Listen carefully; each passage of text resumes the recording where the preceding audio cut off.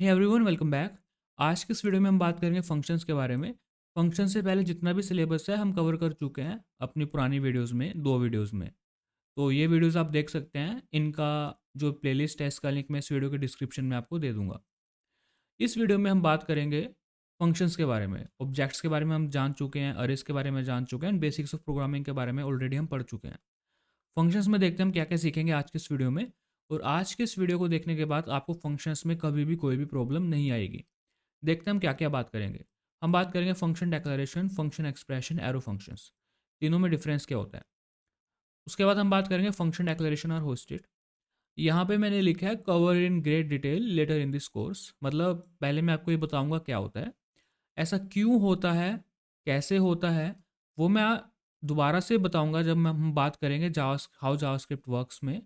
Late and cons और hosted और इन सब चीज़ों के बारे में बात करेंगे। होस्टिंग के बारे में दोबारा से बात करेंगे, दोबारा से आपको पूरा डायग्राम बना बना के डिटेल में समझाऊंगा। ठीक है, बट अभी हम बात करेंगे फंक्शन डेक्लेरेशन और होस्टेज के बारे में, बात करेंगे क्या होता है। उसके बाद फंक्शन इनसाइड फंक्शन। लेक्सिकल्स को बहुत सारे लोगों को समझ में नहीं आता, बट मैं आपको समझा दूंगा इस वीडियो में। Block scope versus function scope क्या होता है, default parameter, rest parameter, parameter destructuring. Then इसके बाद very brief intro to callback function.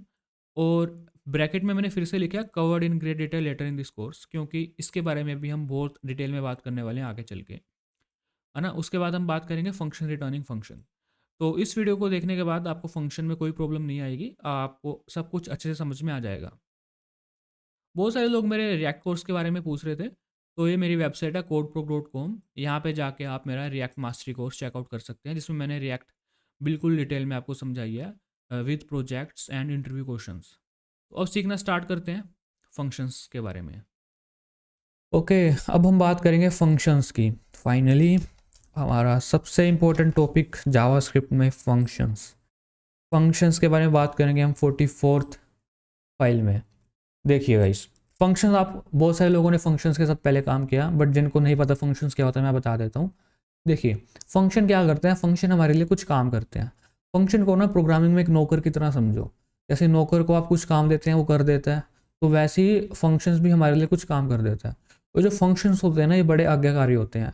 इन्हें आप जो काम कहोगे ना वो कर देंगे, बट आपको अपना फंक्शन इस तरह से बनाना पड़ेगा कि वो काम कर दे। मतलब कि आपको अपने नौकर को इस तरह से तैयार करना पड़ेगा कि जो काम आप उसको कहोगे वो काम कर देगा। और किसी एक प्रोग्रामिंग लैंग्वेज में ना किसी एक प्रोग्राम में बहुत सारे नौकर हो सकते हैं, अलग अलग काम कर सकते हैं, ठीक है। और एक नौकर दूसरे नौकर की मदद भी कर सकता है। तो ये होता है फंक्शंस। अगर आपको नहीं समझ आया फंक्शंस, अभी समझ आ जाएगा। ओके, फॉर एग्जाम्पल आपने एक फंक्शंस तैयार करना है।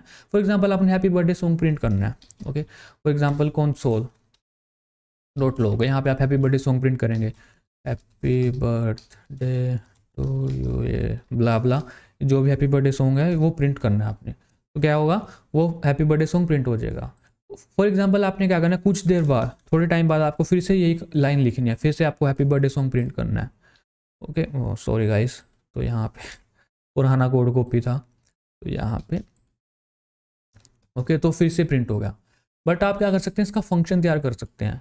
फंक्शन कैसे तैयार करेंगे वो मैं आपको सिखाऊंगा अभी, ठीक है। जावास्क्रिप्ट में फंक्शन तैयार करने के कई तरीके होते हैं, बट बिल्कुल बेसिक से स्टार्ट करेंगे। सब कुछ आपको बहुत बढ़िया तरीके से समझाऊंगा। ये तो आप इसका एक फंक्शन तैयार कर सकते हैं। उससे क्या होगा, उससे आपको पूरी पूरी लाइन दोबारा नहीं लिखनी पड़ेगी। बस आपने क्या करना है, फंक्शन को कॉल करना है। भाई फंक्शन हमारे लिए ये काम कर दे। ओके, तो फंक्शन कैसे काम करता है वो देखते हैं। ठीक है, सबसे पहले आपको लिखना है फंक्शन कीवर्ड। देखिए, फंक्शन बनाने के लिए फंक्शन, ठीक है। उसके बाद अपने फंक्शन को कुछ नाम दे दो। For example sing happy birthday, ठीक है। तो ये फंक्शन यही काम करेगा, सिंग हैप्पी बर्थडे। मुझे करना क्या है, यहाँ पे पैरेंथेसिस लगानी है, मतलब ये ब्रैकेट्स लगानी है, ठीक है। अब इन ब्रैकेट्स में अभी कुछ नहीं लिखना है इन ब्रैकेट्स में, ठीक है। उसके बाद ब्रैकेट्स लगाने के बाद आपने कर्ली ब्रेसेस लगा देने हैं, फिर एंड रेट कर देना है। अब क्या करना है आपको, कर्ली ब्रेसेस के अंदर आप वो काम कर दो जो आप फंक्शन से करवाना चाहते हो बार बार, ठीक है। तो मुझे फंक्शन से बार बार ये काम करवाना है, तो फंक्शन मेरा ये काम कर देगा जब भी मैं फंक्शन को कॉल करूँगा। ओके, तो ये मेरा फंक्शन बन गया, बिल्कुल सिंपल सा फंक्शन मेरा बन गया। और मुझे इस फंक्शन को कॉल करना है। तो इस फंक्शन को कॉल कैसे करना है, देखिए, सिंग हैप्पी बर्थडे, ये मेरे फंक्शन का नाम, जो मैंने फंक्शन का नाम यहाँ रखा है वही फंक्शन का नाम यहाँ पे है। उसके बाद यहाँ पे पैरेंथेसिस लगा देनी है और कोलन लगा देना। ये क्या करेगा, फंक्शन को कॉल करेगा, फंक्शन को कॉल करेगा, और उसके बाद क्या होगा, उसके बाद ये happy birthday to you print कर देगा। तो यहाँ पे देखिए हैप्पी बर्थडे टू यू, तो मेरा एक फंक्शन बन चुका है। एक तरह से ऐसा समझिए आपका एक नौकर बन चुका है, जब आप इसको कॉल करेंगे सिंग हैप्पी बर्थडे तो ये अपना काम कर देगा जो इसका काम है, और इसको आप जितनी मर्जी बार कॉल कर सकते हैं। फॉर एग्जांपल इतनी बार आपने कॉल कर दिया तो इतनी बार ही अपना काम कर देगा। तो काफ़ी आसान है फंक्शन। अब फंक्शन की सिर्फ स्टार्टिंग है, फंक्शन में बहुत कुछ होता है। अब एक से ज़्यादा फंक्शन आप बना सकते हैं। फॉर एग्जांपल आपको एक काम करना है, बार बार दो नंबर को सम करना, दो नंबर को प्लस करना है, ठीक है। फॉर एग्जांपल आपने क्या करना है, 2+4 करना है, बार बार करना है 2+4। तो क्या कर सकते हैं, यहाँ पे आप फंक्शन बना सकते हैं। फंक्शन का नाम रख देता हूँ मैं 2+4, ठीक है। फंक्शन का नाम रख दिया मैंने 2+4। ये फंक्शन क्या करेगा, कंसोल डॉट लॉग कर देगा 2+4, ओके। तो ये क्या करेगा, 2+4 मुझे दे देगा। अब मैं कोई भी फंक्शन कॉल नहीं कर रहा, जब तक मैं फंक्शन को कॉल नहीं करूँगा कोई भी फंक्शन अपना काम नहीं करेगा। ये फंक्शन पता है इनको क्या काम करना है, बट जब तक इनको हम कॉल नहीं करेंगे या फिर हमको कहीं इन्वोक नहीं करेंगे, कॉल करना, इन्वोक करना या फिर रन करना एक ही बात है। या मैं कॉल बोलूँ या मैं इन्वोक बोलूँ या मैं रन बोलूँ, तो एक ही मतलब है तीनों का। और मैं जब तक फंक्शन को कॉल नहीं करूँगा, कॉल कैसे करते हैं फंक्शन को, 2+4 उसके बाद पैरेंथेसिस, तो ये फंक्शन हो गया कॉल, ओके। अब ये काम मैं बार बार कर सकता हूँ, तो फंक्शन में ये काम मैं बार बार कर सकता हूँ। बट क्या ये फंक्शन रीयूजेबल है? फॉर एग्जाम्पल मुझे अब एक और फंक्शन बनाना है 5+8, तो उसके लिए अलग फंक्शन बनाना पड़ेगा, अलग काम करना पड़ेगा, तो वो बेकार काम है, ठीक है। हमारा कोड बार बार रिपीट नहीं होना चाहिए। प्रोग्रामिंग का प्रिंसिपल होता है ड्राई, जिसका नाम होता है डोंट रिपीट योर सेल्फ, आपको रिपीट नहीं करना बार बार, ओके। तो उस प्रॉब्लम को सोल्व करेंगे। सबसे पहले बात करेंगे, यहाँ पे हम डायरेक्ट प्रिंट कर रहे हैं कंसोल डॉट लॉग 2+4। कई बार हम क्या करते हैं, प्रिंट नहीं करना चाहते, हम रिटर्न करना चाहते हैं। ये फंक्शन रिटर्न करेगा, क्या रिटर्न करेगा, 2+4। इसका मतलब क्या, देखिए अगर मैं 2+4 यहाँ पे करूँगा ना, तो यहाँ पे कुछ नहीं होगा, क्योंकि यहाँ पे हम कुछ भी प्रिंट नहीं करें, कुछ भी कंसोल डॉट लॉग नहीं करे। बट ये फंक्शन क्या कर रहा है, ये फंक्शन मुझे दे रहा है, क्या दे रहा है, 2+4 की वैल्यू दे रहा है। अब इस वैल्यू को क्या करता हूँ, जो वैल्यू दे रहा है मुझे उस वैल्यू को प्रिंट करना है अब। तो यहाँ पे मैं कंसोल डॉट लॉग ऐसे कर सकता हूँ, कंसोल डॉट लॉग कुछ इस तरह से वैल्यू मुझे दे रहा है, तो मैं यहाँ पे ऐसे प्रिंट कर सकता हूँ। तो 6 आ गया यहाँ पे, ठीक है। यहाँ पे मैं इसको प्रिंट भी कर सकता हूँ, किसी और वेरिएबल में स्टोर भी कर सकता हूँ, ठीक है। तो यहाँ पे फॉर एग्जांपल वेरिएबल बना लेता हूँ कॉन्स्ट रिटर्न्ड वैल्यू। तो रिटर्न्ड वैल्यू जो भी होगी इस वेरिएबल में स्टोर हो जाएगी, और इसको मैं क्या कर सकता हूँ, लॉग कर सकता हूँ यहाँ पे।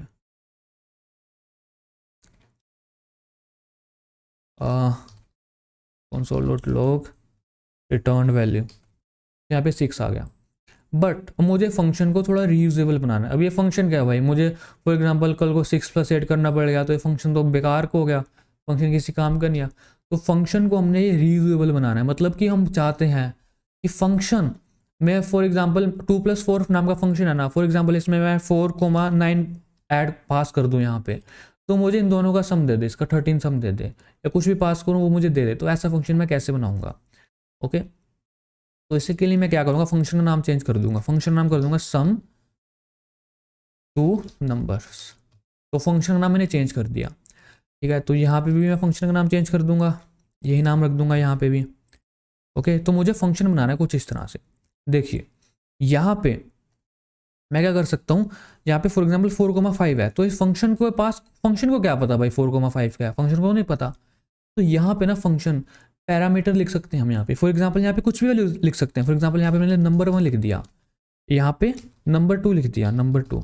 इसका मतलब क्या है, इनको बोलते हैं पैरामीटर। इनको क्या बोलते हैं, पैरामीटर। मैंने क्या लिखा है फंक्शन में, यहाँ पे 2 पैरामीटर। इसका मतलब फंक्शन के पास क्या है, 2 वेरिएबल है। फंक्शन के पास 2 वेरिएबल है, नंबर 1 नंबर 2, ठीक है। फंक्शन के पास 2 वेरिएबल है, नंबर 1 नंबर 2। अब मुझे करना क्या है, इन दोनों वेरिएबल का सम करना है। तो मुझे रिटर्न में क्या करना है, नंबर 1 प्लस नंबर 2। अब दो वेरिएबल का दोनों नंबर का सम करना है। अब जब इस फंक्शन को हम कॉल कर रहे हैं, जब फंक्शन को कॉल करने के लिए क्या लगाते हैं, यहाँ पे पैरेंथेसिस लगाते हैं। यहाँ पे हमने पहली वैल्यू पास की 4। जब फंक्शन कॉल होगा ना, इस नंबर 1 की वैल्यू 4 हो जाएगी। यहाँ पे इस नंबर 1 की वैल्यू क्या हो जाएगी, ये 4 हो जाएगी। इस नंबर 2 की वैल्यू क्या हो जाएगी, 5 हो जाएगी, ठीक है। तो नंबर 1 की वैल्यू 4 हो जाएगी, 4 हो जाएगी, नंबर 2 की वैल्यू 5 हो जाएगी। क्या होगा, नंबर 1 4 + 5 कितना हो गया, 13 हो गया। रिटर्न वैल्यू में क्या चला जाएगा, 13 चला जाएगा, सॉरी 9 चला जाएगा। 9 चला गया तो यहाँ पे 9 प्रिंट हो जाएगा, ओके। तो यहाँ पे 9 प्रिंट हो गया। अगर मैं 4 + यहाँ पे अगर मैं क्या करूँ, अगर यहाँ पे 9 लिख दूँ तो यहाँ पे 14 प्रिंट हो जाएगा। ओके, तो जो भी वैल्यू पास करोगे वही वैल्यू इन वेरिएबल की बन जाएगी। तो इसको बोलते हैं आर्गूमेंट। जो वैल्यू पास करते हैं इसको बोलते हैं आर्गूमेंट, इसको बोलते हैं पैरामीटर। इसका मतलब मैंने आर्गूमेंट पास किया 9,5। इस नंबर 1 पैरामीटर की वैल्यू क्या हो जाएगी, जो फर्स्ट आर्गूमेंट होगा 9 वो वैल्यू हो जाएगी यहाँ पे। नंबर 2 जो पैरामीटर उसकी वैल्यू हो जाएगी 5 हो जाएगी। अगर मैं यहाँ पे कोई भी वैल्यू पास नहीं करूँगा तो यहाँ पे एन आ जाएगा, नोट अ नंबर। ठीक है, तो यहाँ पे क्यों ऐसा क्यों हो रहा है, क्योंकि हमने कोई वैल्यू पास नहीं की। कोई वैल्यू पास नहीं की तो undefined, undefined plus undefined note a number. नहीं यकीन होता तो मैं आपको करके दिखा देता हूँ। कंसोल डॉट लॉग, यहाँ पे अनडिफाइंड प्लस अनडिफाइंड, तो यहाँ पे undefined plus undefined note a number. समझ रहे हो मेरी बात। तो इस तरह से फंक्शन काम करता है। ये बना लिया हमने एक रीयूजेबल फंक्शन। आप इस फंक्शन को किसी भी तरह से यूज़ कर सकते हो। तो ये हो गया बेसिक फंक्शन। और थोड़े और एग्जांपल देखते हैं फंक्शन के। फॉर एग्जांपल आपने 3 नंबर को सम करने का फंक्शन बनाना है, तो सम 3 नंबर्स। तो यहाँ पे फंक्शन का नाम चेंज कर दिया मैंने, यहाँ पे क्या कर दिया 3 नंबर्स। यहाँ पे एक और पैरामीटर नंबर 3। यहाँ पे सम क्या कर देगा प्लस नंबर 3। और यहाँ पे फॉर एग्जांपल मुझे नंबर पास करना है 2,3,4। तो यहाँ पे इनका सम करके क्या दे देगा मुझे 9 दे देगा। बहुत आसान है। फॉर एग्जांपल मैंने 2 ही नंबर पास करे, अब क्या होगा, अब एन हो जाएगा। क्यों, 2 + 3 प्लस अनडिफाइंड क्या हो जाएगा एन। नहीं यकीन होता तो मैं करके दिखा देता हूँ। Console dot log 2 + 3 plus undefined, तो क्या हो गया है एन। समझ रहे हो मेरी बात। तो इस तरह से आप फंक्शन बना सकते हैं। तो यहाँ पे क्या डालना पड़ेगा, यहाँ पे 5 डाल देता हूँ फॉर एग्जांपल। तो यहाँ पे क्या हो गया 2 + 3 + 5 10। ये था फंक्शन। अब आपको करना क्या, एक फंक्शन बनाना है जो कि एक नंबर लेगा। देखिए फंक्शन क्या कर रहा है, रिटर्न नंबर रिटर्न कर रहा है। फंक्शन कुछ भी रिटर्न कर सकता है, लिस्ट कर देगा, बुलियन कर देगा। ओके, तो ये फंक्शन क्या रिटर्न कर रहा है, फंक्शन रिटर्न कर रहा है एक नंबर। ठीक है, अब फॉर एग्जांपल मुझे फंक्शन बनाना है ऐसा जो कि एज अ इनपुट लेगा।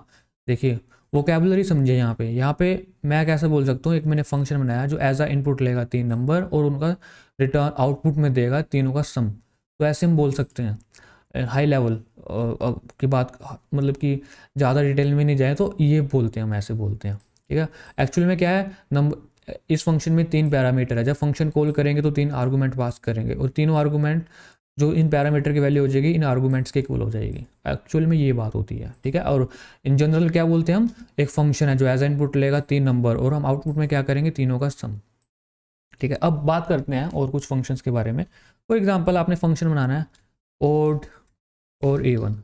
आपने क्या करना है, फंक्शन एज अ इनपुट लेगा एक नंबर, इनपुट में लेगा एक नंबर 1 नंबर। ओके, आउटपुट में देगा ट्रू। ट्रू आउटपुट में देगा, ट्रू आउटपुट में कब देगा, जब वो नंबर इवन है। ठीक है, तो फंक्शन का नाम रखना है, फंक्शन का नाम रख दो फॉर एग्जांपल आपने इज इवन। ठीक है, फंक्शन का नाम रखना है ये, और इनपुट में लेगा एक नंबर। अगर वो इवन नंबर है तो ट्रू देगा, अगर वो इवन नंबर नहीं है तो आउटपुट में देगा फॉल्स। तो आपने कुछ इस तरह का फंक्शन बनाना है।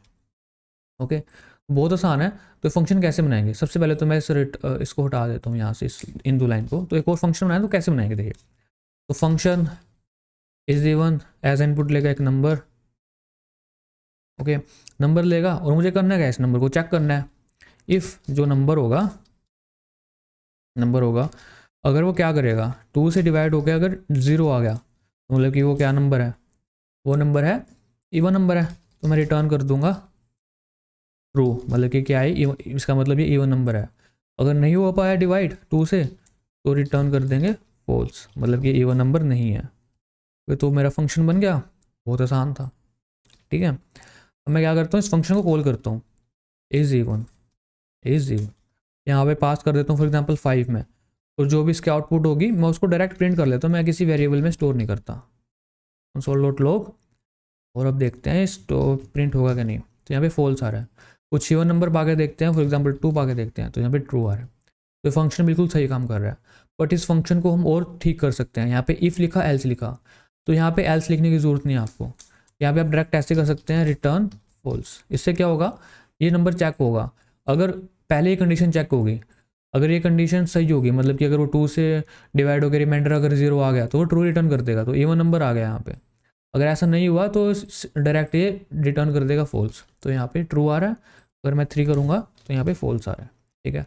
अब इस फंक्शन को और छोटा भी कर सकते हैं, आप सीधा ऐसे लिख सकते हैं, return number triple equals to, या फिर ऐसा number divided by 2 triple equals to 0। ठीक है, तो मैं यहाँ पे थोड़ा, ठीक है, तो कुछ इस तरह से लिख सकते हैं आप। इसका मतलब क्या है, ये जो एक्सप्रेशन है या तो ये ट्रू होगा या फॉल्स होगा, जो भी होगा ये वो रिटर्न कर देगा। फॉर एग्जांपल अगर ये ट्रू, अगर फॉर एग्जांपल इस फंक्शन को भूल दो एक मिनट के लिए ना, मैं फंक्शन को जरा कमेंट आउट कर देता हूँ मैं आपको समझाने के लिए ना। डायरेक्ट यहाँ पे लिखता हूँ कंसोल डॉट लॉग, ठीक है। इसको करता हूँ मैं, सॉरी यहाँ पे नंबर की जगह नंबर देख देता हूँ, 12 लिख देता हूँ फॉर एग्जाम्पल मैं, तो ये ट्रू दे रहा है मेरे को, ठीक है। तो या तो ट्रू देगा ये एक्सप्रेशन या फॉल्स देगा। फॉर एग्जाम्पल यहाँ पे मैं 13 लिख दूँ, 13 क्या देगा, फॉल्स देगा, ठीक है। बस वही काम कर रहे हैं हम यहाँ पे, बस छोटा करके लिख दिया हमने, या तो ये ट्रू देगा या फॉल्स देगा, जो भी देगा हमने वो क्या कर दिया, रिटर्न कर दिया। अब यहाँ पे फॉल्स आ रहा है, अगर फॉर एग्जाम्पल इस यहाँ पे मैं पास कर दूँ 4 पास करता हूँ, यहाँ पे ट्रू आ रहा है, तो ऐसे फंक्शन को आप छोटा करके लिख सकते हैं। ओके, तो ये एक और फंक्शन का एग्जाम्पल हो गया। अब एक और फंक्शन का एग्जाम्पल देख लेते हैं हम, जो कि एज अ इनपुट लेगा। देखिए एक और फंक्शन बनाते हैं, एज अ इनपुट लेगा, एज अ इनपुट लेगा वो एक स्ट्रिंग, ठीक है, कोई भी स्ट्रिंग हो सकती है। आउटपुट में देगा उसका फर्स्ट कैरेक्टर, ठीक है। तो ये फंक्शन बनाना है आपने, सिंपल सा फंक्शन। तो कैसे बनाएंगे आप, ठीक है, तो मैं देख लेते हैं। तो यहाँ पे फंक्शन का नाम रख लेता हूँ मैं फर्स्ट कैरेक्टर, एज इनपुट लेगा कोई भी स्ट्रिंग, यहाँ पे कुछ भी लिख सकता हूँ मैं। फॉर एग्जांपल एज इनपुट लेगा ये एनी स्ट्रिंग, यहाँ पे मैं कुछ भी लिख सकता हूँ, ये आपकी मर्जी है। इस वेरिएबल का नाम कुछ भी लिख सकते हैं, इस पैरामीटर का नाम। फर्स्ट कैरेक्टर नाम का फंक्शन कुछ भी स्ट्रिंग लेगा वो, और रिटर्न क्या करेगा, जो एनी स्ट्रिंग है ना उसका जो 0th इंडेक्स पे कोई भी चीज़ होगी उसको रिटर्न कर देगा, ठीक है। तो फॉर एग्जांपल यहाँ पे मैं जो भी कंसोल डॉट लॉग, यहाँ पे फर्स्ट कैरेक्टर नाम के फंक्शन को कॉल करता हूँ, उसमें पास कर देता हूँ फॉर एग्जांपल ABC, तो क्या रिटर्न करेगा मुझे, A रिटर्न करेगा। फॉर एग्जांपल यहाँ पे मैं ZBC पास करता हूँ, तो यहाँ पे क्या रिटर्न करेगा, Z रिटर्न करके इसने प्रिंट कर दिया। तो ये फंक्शन हो गया, बहुत सिंपल फंक्शन था, समझ रहे हो मेरी बात आप, ठीक है। अब फंक्शन का एक और एग्जांपल देख लेते हैं। फॉर एग्जांपल एक फंक्शन बनाना है आपने जो एज अ इनपुट लेगा आपका एक अरे, ओके, दो चीज़ें लेगा, एक अरे लेगा और एक जो एक टारगेट लेगा, मतलब कि कुछ भी लिख सकते हैं। एक अरे लेगा, पूरा अरे लेगा, और टारगेट क्या होगा, टारगेट कोई भी एक नंबर होगा, ओके। तो आपने क्या करना है, इस अरे में इस टारगेट को फाइंड करना है। अगर टारगेट मिल गया उसको अगर, तो आपने आउटपुट में क्या देना है, आउटपुट में देना है index of target if target present in अरे। मतलब मैं आपको समझा देता हूँ मैं आपको। फॉर एग्जांपल आपने एक फंक्शन बनाया जिसमें आपने पास कर दिया यहाँ पे, चलो नंबर है इसमें, फॉर एग्जांपल 1 5 and 9, यहाँ पे 27, 6। फॉर एग्जांपल आपने अरे पास कर दिया, फंक्शन क्या लेगा, इनपुट में दो चीज़ें लेगा, एक अरे एक टारगेट। टारगेट आपने पास कर दिया फॉर एग्जांपल 9, ओके। आपने इस अरे में सर्च करना है कि 9 कहाँ पे है। अब यहाँ पे 9 कहाँ पे है, 0 1 2, सेकंड पोजीशन पे 9 है ना, तो यहाँ पे आपने क्या किया, बस इसके 2 प्रिंट कर देना, मतलब सेकंड इंडेक्स पे 9 है, 9 हमें मिल गया सेकंड इंडेक्स पे, ठीक है। आउटपुट में क्या देना, इंडेक्स ऑफ टारगेट, मतलब कि इस टारगेट का इंडेक्स क्या है इस अरे में, ठीक है। अगर मिल गया तो ठीक है, अगर नहीं मिला तो आपको आउटपुट में क्या देना है, -1। अगर ना मिला तो आउटपुट में क्या देना, -1, अगर ना मिला तो, ठीक है। तो ये फंक्शन बनाना है आपने। तो कैसे बनाएंगे फंक्शन, तो फंक्शन फाइंड टारगेट नाम का फंक्शन एज अ इनपुट लेगा कोई भी अरे लेगा और साथ में टारगेट लेगा। यहाँ पे मुझे करना क्या है, अरे में लूप चला देता हूँ मैं। लूप कैसे चलाऊंगा मैं, for let i equals to 0, और कहाँ तक लूप चलानी है, जब तक i किसके लेस देन रहेगा, अरे डॉट लेंथ के, और यहाँ पे i++, ओके। और उसके बाद मुझे करना क्या, मुझे हर एक इंडेक्स पे टारगेट सर्च करना है। इफ़ अब मुझे इफ़ में क्या लगाना है, सोचिए क्या लगाएंगे इफ़ में हमें ये लगाना है कि क्या, जैसे फॉर पहली बार लूप चलेगी आई की वैल्यू 0 है, तो 0th इंडेक्स पे हमें चेक करना है कि अरे की क्या वैल्यू है, ठीक है। तो कैसे चेक करेंगे, तो अरे कौन से इंडेक्स पे, ith इंडेक्स पे, ठीक है। इफ़ अगर ये वैल्यू किसके इक्वल हुई, टारगेट के इक्वल हुई, ठीक है। अगर ये टारगेट के इक्वल हुई तो मुझे करना क्या है, तो मुझे यहाँ पे डायरेक्टली यहाँ पे रिटर्न कर देना है यहाँ पे आई, मतलब जो भी इंडेक्स होगा वो रिटर्न हो जाएगा। समझ रहे हो मेरी बात। अगर ये फोर लूप चल गई, पूरी फोर लूप चल गई, हमने पूरा देख लिया, सारे एलिमेंट चेक कर लिए, 0th इंडेक्स पे चेक कर लिया, लास्ट तक चेक कर लिया, हमें कोई भी चीज़ टारगेट की इक्वल नहीं मिली, तो फोर लूप एंड हो जाएगी बेचारी। फोर लूप एंड हो गई इसका मतलब कोई भी चीज़ रिटर्न नहीं हुई।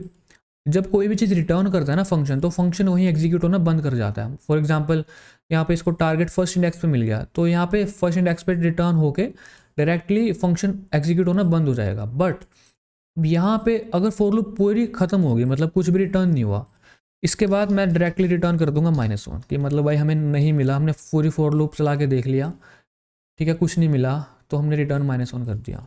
समझ रहे हो मेरी बात। अब मुझे करना क्या, अब फाइंड टारगेट नाम के फंक्शन को कॉल करके देखते हैं।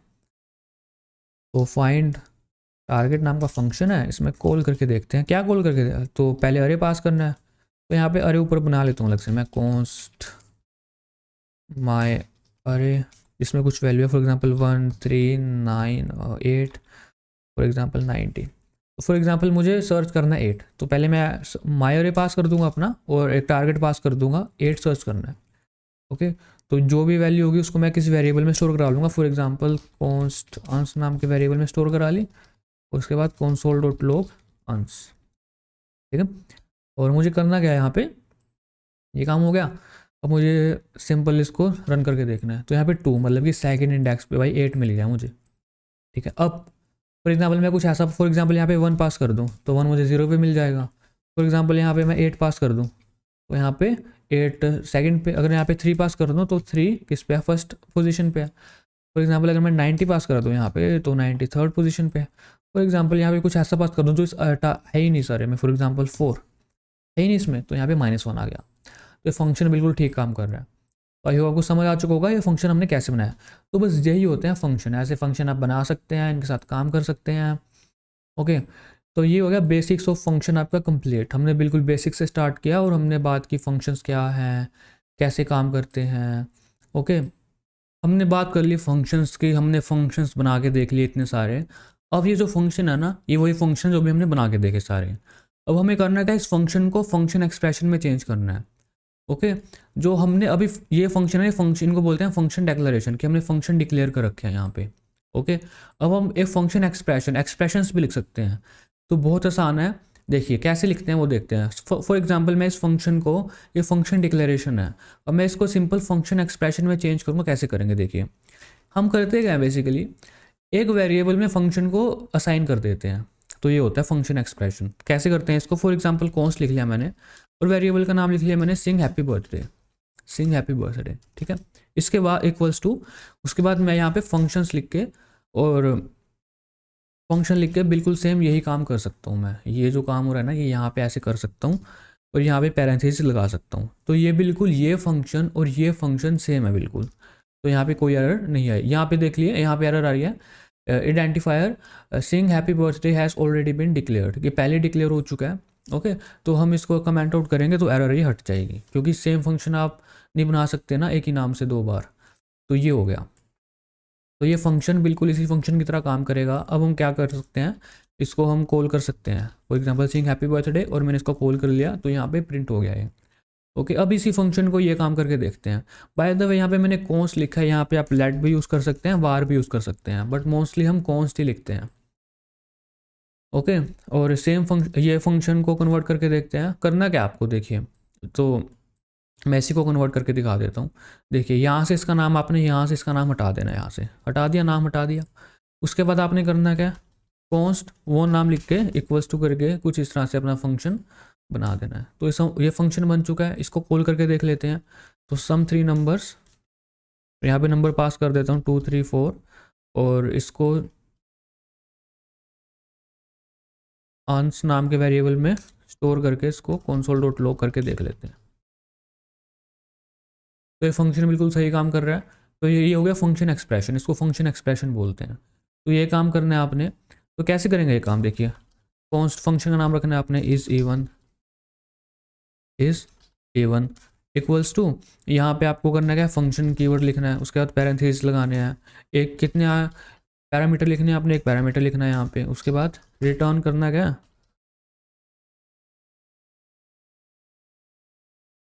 तो आपको समझ आ गया होगा ये मैं कैसे काम कर रहा हूँ। अब मैं इसको कमेंट आउट कर देता हूँ मैं, और अब इस फंक्शन को कॉल करके देख लेते हैं हम।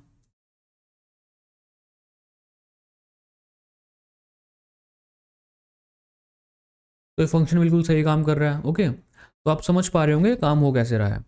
तो जितने भी console डॉट लॉग है उनको मैं कमेंट आउट कर देता हूँ ऊपर। ओके, इस फंक्शन, ठीक है। ओके, अब ये फंक्शन है, ठीक है, इसको आपको फंक्शन एक्सप्रेशन में चेंज करना है। तो कैसे करोगे, ये नाम यहाँ से हटाओगे, ये नाम हटा दिया यहाँ से, उसके बाद कॉन्स्ट, तो ये फंक्शन एक्सप्रेशन में चेंज हो गया। तो कितना आसान है देखिए। उसके बाद ये फंक्शन एक्सप्रेशन में चेंज करना है, तो ये नाम हटा दो यहाँ से कॉन्स्ट, तो ये फंक्शन एक्सप्रेशन में चेंज हो गया। देख रहे हो कितना आसान है। ओके, यहाँ पे क्या हो रहा है, यहाँ पे कॉन्स्ट आएगा। ओके, ऑलराइट, तो ये हो गया फंक्शन एक्सप्रेशन। आप जैसे फंक्शन आपने डिक्लेयर किए थे वैसे आपने फंक्शन यहाँ पे एक्सप्रेशन भी यूज़ कर सकते हैं आप यहाँ पे। तो इनको बोलते हैं हम फंक्शन एक्सप्रेशन। ओके, और इससे पहले हमने पढ़े थे फंक्शन डेक्लरे, इसको बोलते हैं फंक्शन डेक्लरेशन। तो हमने फंक्शन को डिक्लेयर किए थे, इनको फंक्शन डेक्लरेशन बोलेंगे जब हम फंक्शन डिक्लेयर करते हैं फंक्शन कीवर्ड लिख के, और जब हम एक वेरिएबल में साइन करते हैं अपने फंक्शन। जैसे मैंने ये वेरिएबल बनाया, वेरिएबल का नाम था ये सिंग हैप्पी बर्थडे इक्वल्स टू, ये जो एनोनिमस फंक्शन बोलते हैं, इस फंक्शन का कुछ नाम नहीं है, बट फंक्शन का कुछ नाम नहीं था, बट हमने फंक्शन को किसी वेरिएबल में स्टोर कर दिया, तो जो वेरिएबल का नाम है वही फंक्शन के नाम की तरह ट्रीट होगा अब। ठीक है, तो ये फंक्शन एक्सप्रेशन है। आई होप आपको समझ आ गया होगा, इसमें कुछ रॉकेट साइंस नहीं थी, तो ये काफ़ी सिंपल था। ओके, तो ये फंक्शन एक्सप्रेशन हो गया। अब ये फंक्शन एक्सप्रेशन वाला सारे फंक्शन ना मैं यहाँ पे कॉपी कर लेता हूँ इसको, तो यहाँ कॉपी करता हूँ, और यहाँ पे अब हम पढ़ेंगे एरो फंक्शंस। तो एरो फंक्शंस कुछ लोगों को थोड़े डिफ़िकल्ट लगते हैं, बट बिल्कुल भी डिफ़िकल्ट नहीं है, मैं आपको आसानी से समझा दूंगा। और एक्चुअली बात पता क्या है, लोगों को आदत है जैसे फंक्शन डेक्लरेशन है ना, वैसे वैसे फंक्शन देखने की आदत है। ये फंक्शन एक्सप्रेशन हो गया, एरो फंक्शंस हो गया, ऐसे फंक्शंस देखने की आदत नहीं है जो दूसरी प्रोग्रामिंग लैंग्वेज से आए हैं। तो उनकी आंखों को थोड़ा अनकंफर्टेबल फील होता है जब वो फंक्शन एक्सप्रेशन या फंक्शन एरो फंक्शंस देखते हैं स्टार्टिंग में। तो अगर आप थोड़ी सी प्रैक्टिस करोगे ना, थोड़ा सा कोड लिख लिख के देखोगे, तो आपको बहुत आसानी से समझ आ जाएगा सब कुछ। ठीक है, तो एरो फंक्शंस की बात करते हैं।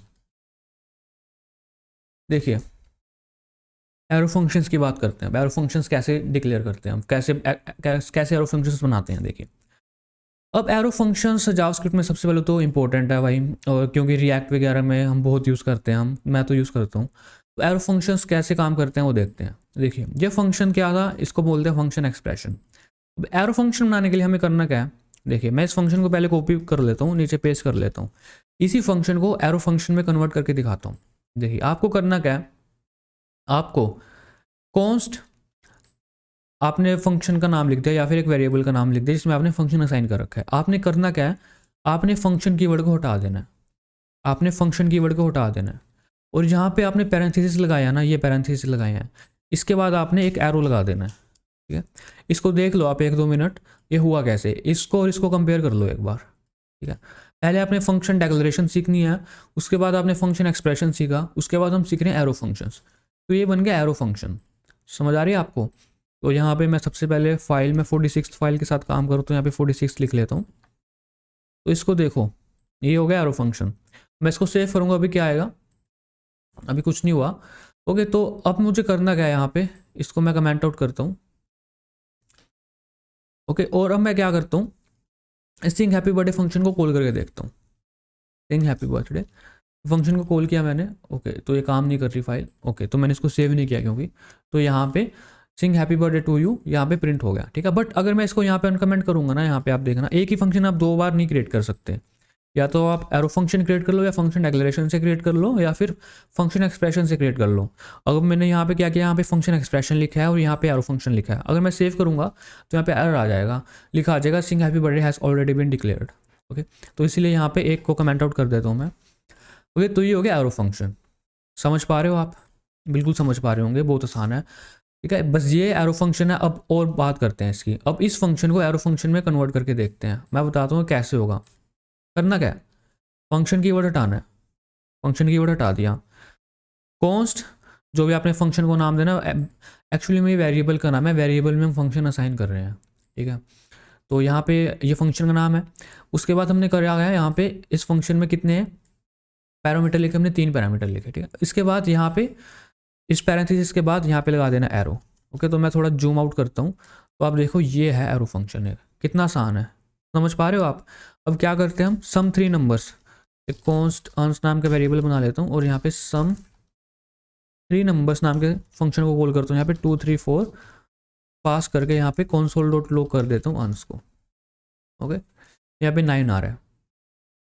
ठीक है, अब यहाँ पे करना क्या है, अब इसको मैं थोड़ा फिर से जूम इन कर लेता हूँ। तो ये हो गया एरो फंक्शन, समझ पा रहे हो? अब इस फंक्शन को, वीडियो को पॉज करो, इस फंक्शन को एरो फंक्शन में कन्वर्ट करने की कोशिश करो।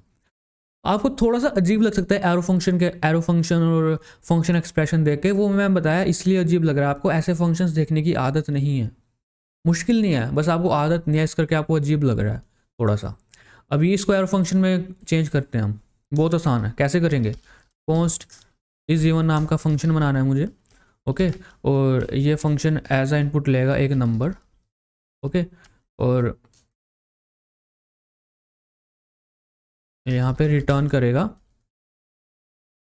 Number modulo 2 equals to 0। तो ये हो गया एरो फंक्शन। ओके, अब मैं इस फंक्शन को कॉल करके देखता हूँ, इसको कमेंट आउट करता हूँ तो एरर आ जाएगी मेरे पास। अब इस इज ए1 नाम के फंक्शन को कॉल करके देखता हूँ, इज A1। यहाँ पे फॉर एग्जांपल 4 पास करता हूँ मैं। ओके, 4 पास करने के बाद जो भी इसका आउटपुट आएगा उसको प्रिंट करके देख लेते हैं, console डॉट log कुछ इस तरह से। यहाँ पे ट्रू आ रहा है, समझ पा रहे हो? हम फंक्शन एक्सप्रेशन को एरो फंक्शंस में कैसे चेंज कर रहे हैं। अभी एरो फंक्शंस के बारे में और भी बात करेंगे, एरो फंक्शंस को हम और भी छोटा कर सकते हैं, अभी बात करेंगे हम। पहले थोड़ी प्रैक्टिस कर लेते हैं एरो फंक्शन में चेंज करने की। ठीक है, तो यहाँ पे करना क्या है, फंक्शन कीवर्ड हटा दो, फंक्शन कीवर्ड हटा के यहाँ पे एरो लगा दो, ये एरो फंक्शन बन गया आपका एक और। ठीक है, अब यहाँ पे करना क्या है, फंक्शन कीवर्ड हटा दो, हटा के पैरेंथेसिस के बाद एरो लगा दो, ये एरो फंक्शन बन गया आपका। कितना आसान था, ये एरो फंक्शन बन गया आपके सारे के सारे, समझ पा रहे हो आप? अब यहाँ पे एरो फंक्शंस की थोड़ी और बात करते हैं। अब देखिए यहाँ पे जब आपका एरो फंक्शन, आप यहाँ पे एक ही पैरामीटर लिखा है आपने ना, जब आप एक ही पैरामीटर लिखेंगे ना तो आप ये जो पैरेंथेसिस है ना इनको हटा सकते हैं यहाँ से। ओके, इनको आप यहाँ से हटा सकते हैं, ये फंक्शन फिर भी बिल्कुल सही काम करेगा। ओके, देखते हैं बिल्कुल सही काम कर रहा है। इसका मतलब एक फंक्शन है इज1 जो एज आ इनपुट लेगा एक नंबर और रिटर्न कर देगा ये चीज़, समझ पा रहे हो? बट अगर मान लो आपका फंक्शन है 3, जैसे आपने यहाँ पे 3 पैरामीटर लिखे हैं, अगर यहाँ पे आप इसको हटा दो, यहाँ पे इसको हटा दो तो एरर आएगी। ये सिर्फ आप तब कर सकते हो जब आपका फंक्शन केवल एक ही इनपुट लेगा, केवल आप अगर यहाँ पे एक ही पैरामीटर लिखना है तब आपने हटा सकते हैं। अगर आप 0 पैरामीटर ले रहे हैं फॉर एग्जांपल यहाँ पे भी इसको आप हटा नहीं सकते, यहाँ पे भी आपको ये लिखना ही पड़ेगा। ये सिर्फ तब करना है जब आपका फंक्शन, जब आपको एक ही पैरामीटर लिखना है, तो इस बात का ध्यान रखना है आपको। फॉर एग्जाम्पल ये फंक्शन है, यहाँ पे एक ही है तो आप इसको हटा सकते हैं, बट मोस्टली मैं यहाँ पे लगा देता हूँ पैरेंथेसिस। ओके, तो ये हो गया एरो फंक्शंस। अब एरो फंक्शंस के बारे में थोड़ी और बात करते हैं। अब यहाँ पे देखिए क्या हो रहा है, ये फंक्शन देखिए, ये फंक्शन क्या कर रहा है, ये क्या, एक सिंपल लाइन में मैंने एक ही चीज़ रिटर्न कर रखी है। ठीक है, मैंने क्या कर रखा है, रिटर्न कर रखा है कुछ ऐसे। ओके, आपने करना क्या है, आप इसको हटा दो, ये पैरेंथेसिस को हटा दो, ये जो कर्ली ब्रेसेस को हटा दो, इसको आप यहाँ पे ले आओ। ठीक है, और यहाँ से क्या करो, इसको रिटर्न को भी हटा दो यहाँ से। इससे क्या होगा, इसका मतलब है एक फंक्शन है जो कि एक नंबर लेगा और रिटर्न कर देगा ये। अगर एक ही लाइन में रिटर्न कर रहे हो तो आप कुछ इस तरह से रिटर्न कर सकते हो, एक ही लाइन में इस तरह से। तो ये भी एरो फंक्शन है, तो ये बिल्कुल सही काम करेगा बिल्कुल। तो आई नो आपको थोड़ा अजीब लग रहा है, इतना कुछ करवा दिया मैंने थोड़ी सी देर में, बट एरो फंक्शंस कुछ इसी तरह से काम करते हैं। ठीक है, अब देखियो ये भी एक लाइन रिटर्न, एक ही लाइन में रिटर्न कर रहा है। ओके, तो हम क्या करेंगे यहाँ पे, तो यहाँ पे इसको हटा दो, कर्ली ब्रेसेस को हटा दो, कर्ली ब्रेसेस हटा के इसको ऐसे लिख दो और यहाँ से रिटर्न भी हटा दो। तो यहाँ से क्या हो जाएगा, ये भी बिल्कुल सही काम करेगा। फॉर एग्जाम्पल इस फंक्शन को कॉल करके देख लेते हैं अब, console डॉट log, यहाँ पे कोई भी स्ट्रिंग पास कर देते हैं, फॉर एग्जाम्पल हर्षित। ओके, और यहाँ पे क्या होगा, एच प्रिंट कर देगा ये। तो सॉरी गाइस, मेरे को इस फंक्शन को कॉल करना था ना, तो यहाँ पे फर्स्ट करेक्टर नाम के फंक्शन में ये हर्षित पास करना था। ओके, अब सही है, अभी मुझे एच दे देगा, तो एच दे रहा है, तो ये भी एरो फंक्शन है। ओके, अब मैं आपको कहूँगा भाई थोड़ा सा ब्रेक लो, ब्रेक नहीं लो, क्या करो, वीडियो देखते रहो, बट क्या करो, ये जो एरो फंक्शन है ना, इसकी थोड़ी प्रैक्टिस कर लो। मतलब ये जो मैंने फंक्शन बनवा के देखे हैं ना, पहले आप फंक्शन डिक्लेरेशन यूज़ करके बना के देखो, फिर फंक्शन एक्सप्रेशन में कन्वर्ट करो उसको, और फिर उसको एरो फंक्शन में कन्वर्ट करो। फिर देखो अगर उसका एक ही, अगर मान लो एक ही पैरामीटर लिख रहे हो तो आप कैसे पैरेंथेसिस हटा सकते हो, अगर एक ही लाइन में रिटर्न कर रहे हो तो कुछ इस तरह से आप कर सकते हो। ओके, तो एरो फंक्शन कुछ इस तरह से काम करते हैं, समझ पा रहे हो आप। अब हम बात करेंगे होस्टिंग की। देखिए, तो मैं आपको एक चीज़ कहता हूँ, फॉर एग्जांपल मैंने एक फंक्शन बनाया, हेलो नाम का फंक्शन बनाया मैंने, सिंपल सा फंक्शन, क्योंकि क्या करेगा, console डॉट लॉग यहाँ पे कर देगा हेलो, हेलो वर्ल्ड प्रिंट कर देगा। ओके, और अब मैं क्या करूँगा, इस हेलो फंक्शन को कॉल कर देता हूँ। हेलो फंक्शन को कॉल करूँगा ना मैं, तो यहाँ पे हेलो वर्ल्ड प्रिंट हो गया, बट मैं क्या करता हूँ, इस फंक्शन को डिक्लेयर करने से पहले कॉल कर देता हूँ, तो देखिए फिर भी काम कर रहा है। तो ये काफ़ी अजीब लग होगा उन लोगों के लिए जो लोग दूसरी प्रोग्रामिंग लैंग्वेजेस से आए हैं, बट ऐसा जावास्क्रिप्ट में कर सकते हैं आप।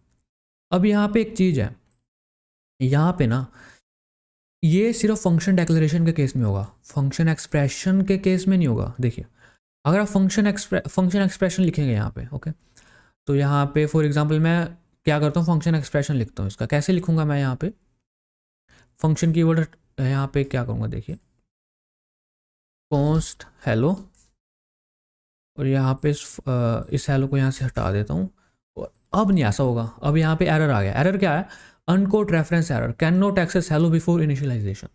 ओके, अगर सेम एरो फंक्शन के साथ है तो मुझे क्या करना है, इसको हटाता हूँ यहाँ से और इसको यहाँ से कुछ इस तरह से कर देता हूँ। सेम एरर आ रहा है तो मैं फंक्शन एक्सप्रेशन पे दोबारा आ जाता हूँ। तो ऐसा आप फंक्शन एक्सप्रेशन के साथ नहीं कर सकते, बट यहाँ पे मैं लेट लिखता हूँ फिर भी नहीं आप ऐसा कर सकते। बट अगर मैं यहाँ पे वार लिखता हूँ तो क्या करें, तो यहाँ पे क्या आ रहा है, वार भी, तो भी नहीं आप कर सकते। फंक्शन एक्सप्रेशन के केस में नहीं आप ऐसा कर सकते। ओके, तो यहाँ पे कह रहा है uncaught type error, hello is not a function. तो यहाँ पे कह रहा है hello is not a function, भाई हेलो इसको फंक्शन मिला ही नहीं। यहाँ पे लेट करेंगे तो यहाँ पे आप क्या करें, अनकोड रेफरेंस एरर आ रहा है यहाँ पे। ओके, तो समझ रहे हो आप, फंक्शन डेक्लेरेशन के केस में कर सकते हो आप, कुछ ऐसे फंक्शन लिख के उसके बाद फंक्शन का ऐसे नाम लिख के कर सकते हो। ओके, अब ना ये बिहेवियर ना, इस बिहेवियर को होस्टिंग बोलते हैं। एक और चीज़ बताता हूँ मैं आपको, अभी ना मैं आपको सिर्फ समझा रहा हूँ हो क्या रहा है, मैं अभी आपको ये नहीं बता रहा हो कैसे रहा है। बट विश्वास रखो, मैं आपको इस वीडियो के एंड में बिल्कुल डीप में जाएंगे जावास्क्रिप्ट में, ये काम हो कैसे रहा है और क्यों हो रहा है। ये समझ लो हम एडवांस जावास्क्रिप्ट पढ़ने के लिए खुद को प्रिपेयर कर रहे हैं, बस आपको याद रखनी है अभी ये चीज़ें, ऐसा हो रहा है, ये बिहेवियर हो रहा है। मैं आपको सब कुछ समझाऊंगा ये हो कैसे रहा है, मैं अभी सिर्फ ये बता रहा हूँ क्या हो रहा है, ये नहीं बता रहा कैसे हो रहा है, बट ये हो रहा है, समझ रहे हो।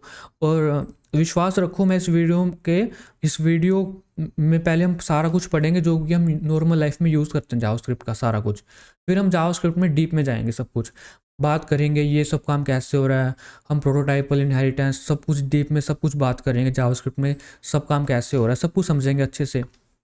ओके, तो अब यहाँ पे एक और चीज़ मैं बताना चाहता हूँ आपको।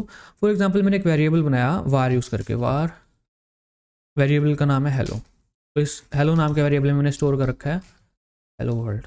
ओके, तो यहाँ पे क्या हो रहा है, अगर मैं यहाँ पे वेरिएबल को बनाने से पहले यहाँ पे प्रिंट कर दूँ हेलो, हाँ हेलो वेरिएबल का नाम है ना, तो हेलो मैंने प्रिंट कर दिया, तो यहाँ पे अनडिफाइंड आ रहा है। ठीक है, अगर आप, सॉरी गाइस यहाँ पे इसको हटा, तो अगर आप वार यूज़ करके वेरिएबल बनाया, अब वेरिएबल बनाने से पहले आप उसको एक्सेस करने की कोशिश कर रहे हो तो वो अनडिफाइंड आएगा, बट वेरिएबल बनाने के बाद क्या आएगा, वो अच्छी तरह प्रिंट हो जाएगा हेलो वर्ल्ड। ओके, तो ये तो आपको समझ आ गया। बट अगर मैं यहाँ पे लेट या कॉन्स लिखूंगा ना, लेट या कॉन्स लिखूंगा तो यहाँ पे एरर आएगा, अनडिफाइंड नहीं आएगा, यहाँ पे एरर आ जाएगा, आपका कोड फिर चलेगा नहीं, एरर आ गया। और कॉन्स के केस में भी ऐसा होगा। ओके, कॉन्स के केस में भी ऐसा होगा। अब आप सोच रहे हो यार ये चीज़ें मैं क्यों बता रहा हूँ, देखिए मैं आपको सिर्फ इसलिए बता रहा हूँ कि आपको ये चीज़ें अभी के लिए पता होनी चाहिए, और ये चीज़ें ऐसा क्यों बिहेव करे जावास्क्रिप्ट इस तरह से, ये हम बात करेंगे थोड़ी देर में, इसी वीडियो में थोड़ी देर में बात करेंगे हम इसी बारे में कि ये सब काम हो कैसे रहा है, क्यों हो रहा है। बट अभी आगे चलते हैं और थोड़ा आगे पढ़ते हैं। बस आपको ये याद रखना है, अगर आपको ये थोड़ा सा भी इसमें भूल भी गया ना तो भी कोई बात नहीं, हम इसको दोबारा पढ़ेंगे थोड़ी देर बाद, जब हम जावास्क्रिप्ट में डिटेल्स में बात करेंगे, जावास्क्रिप्ट इंजन किस तरह से काम करता है, ब्राउज़र क्या होता है, इवेंट लूप क्या होता है। तो ये सब काम हम जब बात करें उसके बाद करेंगे ना, तब हम इसके बारे में फिर से पढ़ेंगे। जावास्क्रिप्ट इन्वायरमेंट क्या होता है, दिस क्या होता है, बाइंडिंग क्या होती है, सब बात करेंगे, ठीक है। अब बात करते हैं फंक्शन इनसाइड फंक्शंस। देखिए जावास्क्रिप्ट में ना फंक्शंस के अंदर फंक्शंस बना सकते हो। फॉर एग्जांपल मैं एक फंक्शन बना लेता हूँ कॉन्स्ट, और यहाँ पे मैंने फंक्शन बना लिया कॉन्स्ट, फंक्शन का नाम रख लिया मैंने for example app, for example ये एरो फंक्शन है, तो ये ऐप नाम का मैंने एक फंक्शन बना लिया, एरो फंक्शन बना लिया मैंने, ठीक है। अब इस फंक्शन के अंदर फॉर एग्जांपल इस फंक्शन के अंदर सिंपल मैं क्या कर सकता हूँ, कंसोल डॉट लॉग कर सकता हूँ इनसाइड ऐप, ओके। और यहाँ पे मैं इस ऐप नाम के फंक्शन को कॉल कर सकता हूँ।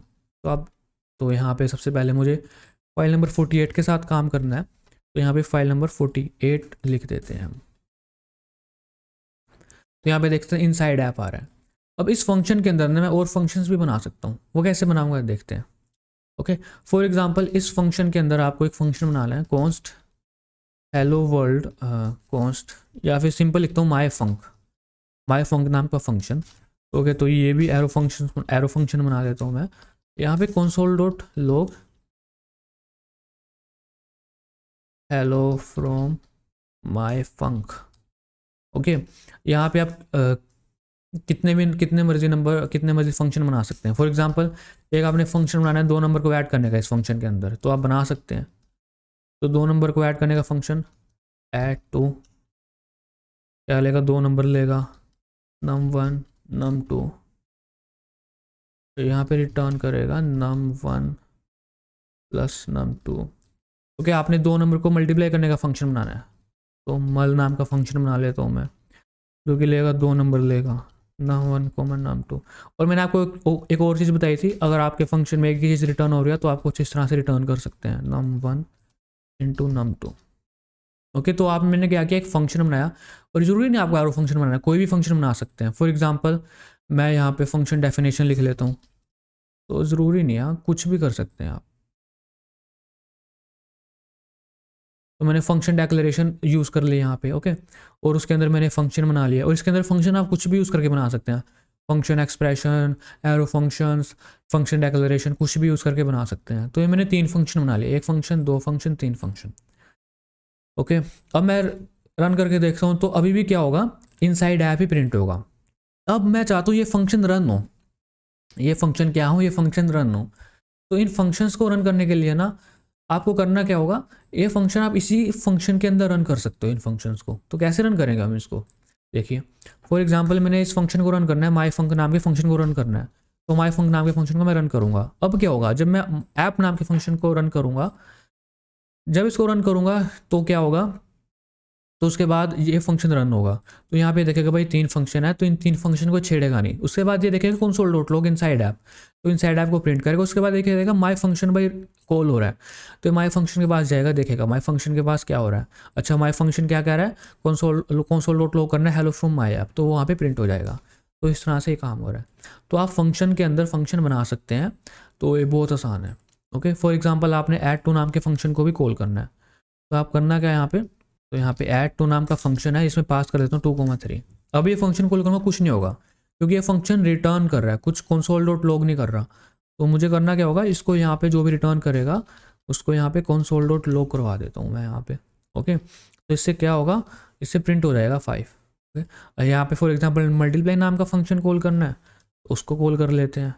तो यहाँ पे मल्टीप्लाई लिखना है मुझे, तो मल्टीप्लाई वाला फंक्शन कॉल हो गया, 6 आ गया यहाँ पे, ओके। मेरे कहने का मतलब है एक फंक्शन के अंदर जितने मर्जी फंक्शन बना सकते हो। तो मैंने आपको ये बताना था। अब बात करते हैं लेक्सिकल स्कोप की। तो अभी हमने सीखा कि आप किसी फंक्शन के अंदर फंक्शन बना सकते हैं। तो मैं दोबारा आपको एक्सप्लेन कर देता हूँ। For example function my app नाम का फंक्शन है, ओके। और अब मैं क्या करता हूँ, इसको सिंपल इस तरह से बना लेता हूँ। तो माई ऐप नाम का फंक्शन है, और इसमें मैं क्या करता हूँ ना, 2 फंक्शन बना लेता हूँ। यहाँ पे एक फंक्शन बना लेता हूँ मैं इसके अंदर। बाय द वे कुछ भी यूज़ करके फंक्शन बना सकते हैं आप, एरो फंक्शंस और फंक्शन एक्सप्रेशन। तो मैं तीनों यूज़ करके बना देता हूँ एक फंक्शन, ताकि आपको समझ आ जाएगी कि आप कुछ भी यूज़ करके बना सकते हैं फंक्शन। तो यहाँ पे माई फंक नाम का एक फंक्शन बना लेता हूँ। तो इसमें कुछ काम करूँगा मैं, एक फंक्शन बना लूँगा मैं, तो एक फंक्शन बना लूँगा माई फंक टू नाम का, माई फंक टू नाम का फंक्शन। ओके, तो यहाँ पे मैं कॉन्स्ट यूज़ करके बना लेता हूँ ये फंक्शन। और यहाँ पे तो इस फंक्शन के अंदर मैं कुछ काम करूँगा और एक एरो फंक्शन बना लेता हूँ मैं। तो आप सोच रहे होंगे ये मैं क्या बता रहा हूँ, क्या बताने की कोशिश कर रहा हूँ। तो देखते रहिए वीडियो में, आपको बताता हूँ मैं क्या बताने की कोशिश कर रहा हूँ। देखिए, अब यहाँ पे अगर मैं आपको कहूँ, इस फंक्शंस के अंदर मैंने अभी कुछ लिखा नहीं, ठीक है, तो यहाँ पे एक वेरिएबल बना लेता हूँ, कॉन्स्ट माई वार। वेरिएबल की वैल्यू है फॉर एग्जांपल वैल्यू 1। तो कुछ नहीं किया इस फंक्शन के अंदर, मैंने कुछ भी अभी वो नहीं किया, मैंने फंक्शंस के अंदर कुछ भी नहीं लिखा, बस ऐसे फंक्शन बना के छोड़ रखे हैं। ठीक है, और मैं क्या करता हूँ, यहाँ पे कंसोल डॉट लॉग करता हूँ माई वार, माई वार। अब मैं क्या करता हूँ, इस माई ऐप नाम के फंक्शन को कॉल कर लेता हूँ, माई ऐप नाम के फंक्शन को कॉल कर लेता हूँ। तो यहाँ पे 49th फाइल के साथ काम कर रहा हूँ मैं, यहाँ पे तो 49th लिखूंगा मैं यहाँ पे। तो आप देखिए यहाँ पे क्या प्रिंट हो रहा है, वैल्यू 1 प्रिंट हो रहा है। ओके, समझ आ रहा है इतना, आपको आ ही रहा होगा। अब यहाँ पे माई फंक है ना, ये जो माई फंक है इसमें मैं एक लाइन लिख देता हूँ, console dot log inside my func. अब मैं क्या करता हूँ, इस फंक्शन को कॉल कर लेता हूँ। अभी तो मैं जो मैंने आपको इस वीडियो यहाँ पे बताया था 48 फाइल में, वही 49 फाइल में बता रहा हूँ। उसके बाद मैं क्या करूँगा, माई फंक को ना फिर से कॉल कर लेता हूँ, यहाँ पे माई फंक को कॉल कर लेता हूँ। तो क्या होगा, तो यहाँ पे बाद में आ जाएगा इनसाइड माई फंक्शन। समझ आ रहे हो। अब माई फंक्शन के अंदर ना एक वेरिएबल बना लेता हूँ मैं। वेरिएबल क्या बना लेता हूँ मैं, माई वार नाम का वेरिएबल बना लेता हूँ, कॉन्स्ट माई वार। इसकी वैल्यू होगी वैल्यू 69 फॉर एग्जांपल, या 59 कर लेते हैं, 59। तो वैल्यू 59 है। ओके, अब मैं क्या करता हूँ, इनसाइड माई फंक्शन और नीचे यहाँ पे कोमा डाल के यहाँ पे मेरे को वैल्यू प्रिंट करानी है माई वार की, तो मैं माई वार लिख लेता हूँ। अब देखो क्या होगा भाई, अब यहाँ पे देखिए ये ना, अब इसको यहाँ से हटाता हूँ 2 पल के लिए, थोड़ा इस पर फोकस करो अभी। ठीक है, अब यहाँ पे देखो क्या हो रहा है, ये माई फंक्शन बना हुआ है, इस माई फंक्शन को मैं कॉल कर रहा हूँ यहाँ पे। जब मैं माई ऐप को कॉल करूँगा तो यहाँ पे पहले तो माई वार की वैल्यू प्रिंट हो जाएगी वैल्यू 1, और अब इस पर फोकस करो जरा यहाँ पे, इस फंक्शन पे फोकस करना। अब उसके बाद माई फंक्शन को मैंने कॉल किया, अब माई फंक्शन के अंदर मैंने यहाँ पे एक वेरिएबल बना रखा है माई वार, इसकी वैल्यू है वैल्यू 59। ठीक है, और उसके बाद मैंने यहाँ पे क्या कर रखा है, कंसोल डॉट लॉग कर रखा है इनसाइड माई फंक्शन और साथ में ये वैल्यू। अब ये बताओ, ये माई वार यहाँ पे 2 है, एक ये है और एक ये है, कौन सा प्रिंट होगा यहाँ पे। तो आप लोगों ने गैस किया होगा ये क्या होगा, ये इस माई वार को प्रिंट करेगा, वैल्यू 59 प्रिंट हो जाएगा। पहले यहाँ पे वैल्यू 1 प्रिंट हो रहा है, उसके बाद inside my function value 59 print हो रहा है, मतलब अभी ये वाला माई वार प्रिंट हो रहा है। बट अब यहाँ पे ध्यान से देखना भाई तुम, इसको मैं कमेंट आउट कर दूँ, मतलब कि अभी यहाँ पे वेरिएबल है नहीं। अब क्या होगा, अब बताओ अब क्या होगा। अब मैं सेव करता हूँ इसको, ऑल राइट। तो यहाँ पे क्या हो रहा है, यहाँ पे वैल्यू 1 हो रहा है। अब जावास्क्रिप्ट क्या करती है वो देखो, जब ना इसको जावास्क्रिप्ट को ये वेरिएबल चाहिए माई वार, ये जावास्क्रिप्ट क्या करेगी ना, पहले तो अपने फंक्शन के जहाँ पे जो इसका फंक्शन है ना वहाँ पे चेक करेगी। ठीक है, तो यहाँ पे अपने फंक्शन के अंदर देखिए क्या माई वार है, वो कहेगी नहीं, यहाँ पे माई वार नहीं है। उसके जब अगर इसको यहाँ पे नहीं मिला ना, तो जावास्क्रिप्ट क्या चेक करेगी, माई वार को लेक्सिकल इन्वायरमेंट में चेक करेगी। लेक्सिकल इन्वायरमेंट क्या होता है, ये फंक्शन कहाँ पे डिफाइन है, ये फंक्शन माई ऐप के अंदर डिफाइन है। तो जावास्क्रिप्ट इस फंक्शन का लेक्सिकल इन्वायरमेंट क्या हुआ, मतलब कि ये फंक्शन कहाँ पे डिफाइन है, ये फंक्शन माई ऐप के अंदर है, तो इसका इन्वायरमेंट क्या हुआ, इसका फंक्शन, इसका लेक्सिकल इन्वायरमेंट हुआ ये माई ऐप।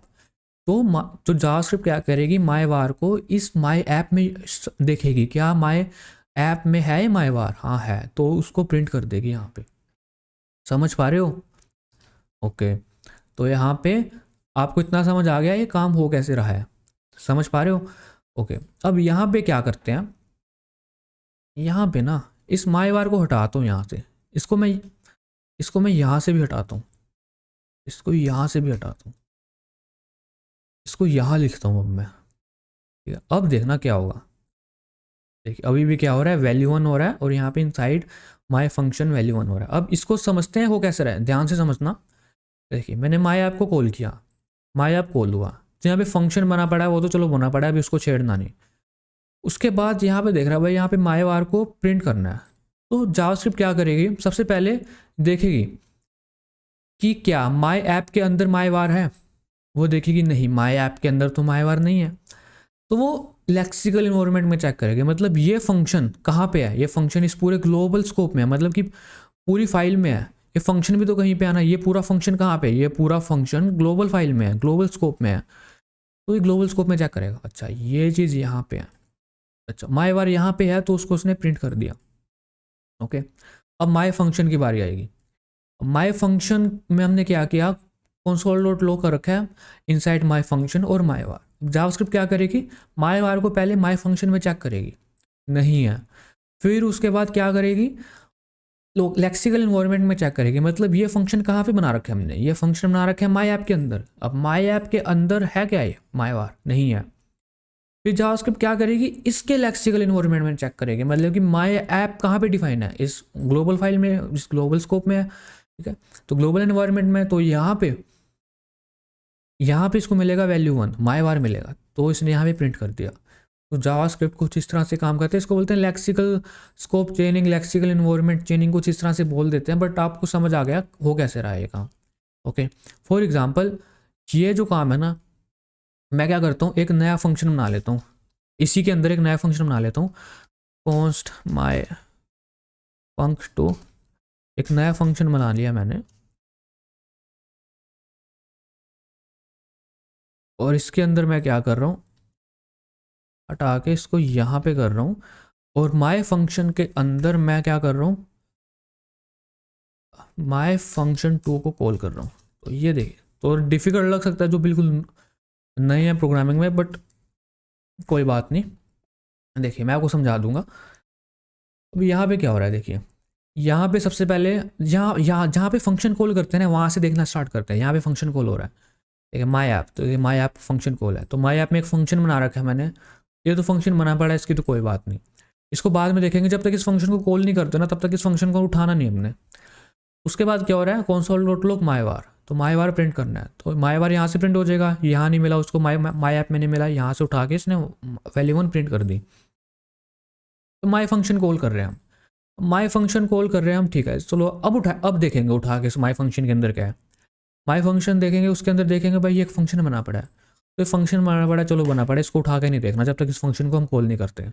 अब माई फंक्शन 2 है, अब इसको ये कॉल हो रहा है फंक्शन, चलो अभी कॉल हो गया, तो अब इसको देखते हैं क्या करना है इस फंक्शन में।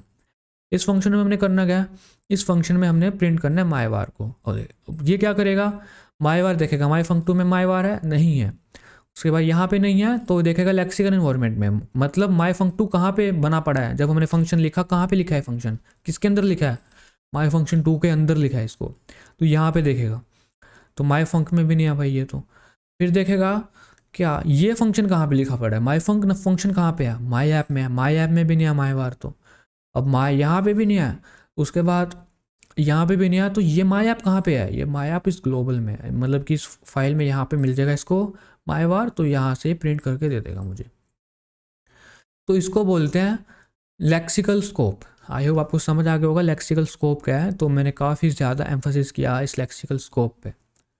ओके, समझ पा रहे हो आप? ऑलराइट, अब यहाँ पे इसकी बात करते हैं block scope versus function scope. यहाँ पे मैंने लिखा है let and const are block scope and var is function scope, तो इसके बारे में बात करते हैं, ये है क्या। देखिए जावास्क्रिप्ट में ना ब्लॉक कुछ इस तरह से बनते हैं, ये एक ब्लॉक है, ये ब्लॉक 1 है, ये ब्लॉक 2 है, ये ब्लॉक 1 है, ये ब्लॉक 2 है, तो जावास्क्रिप्ट में ब्लॉक हम कुछ इस तरह से बना लेते हैं। इस ब्लॉक्स के अंदर हम वेरिएबल बना सकते हैं, ठीक है। फॉर एग्जांपल यहाँ पे मैंने एक वेरिएबल बना लिया लेट यूज़ करके, let var1, let for example हाँ var1 नाम का वेरिएबल है, या var1 नहीं कुछ और नाम रखता हूँ इस वेरिएबल का। फॉर एग्जांपल फर्स्ट नेम रख लेता हूँ। फर्स्ट नेम नाम का वेरिएबल है जिसमें वैल्यू साइन है हर्षित। ओके, तो ये है ब्लॉक। एक ब्लॉक के अंदर मैंने वेरिएबल बनाया लेट यूज़ करके। ओके, अब मैं क्या करता हूँ, इस ब्लॉक के बाहर इसको प्रिंट करने की कोशिश करता हूँ। तो यहाँ पे console.log फर्स्ट नेम। अब देखना क्या होगा, यहाँ पे सबसे पहले तो फाइल नंबर 50 के साथ काम कर रहा हूँ मैं, तो यहाँ पे फाइल नंबर 50 लिख दूंगा।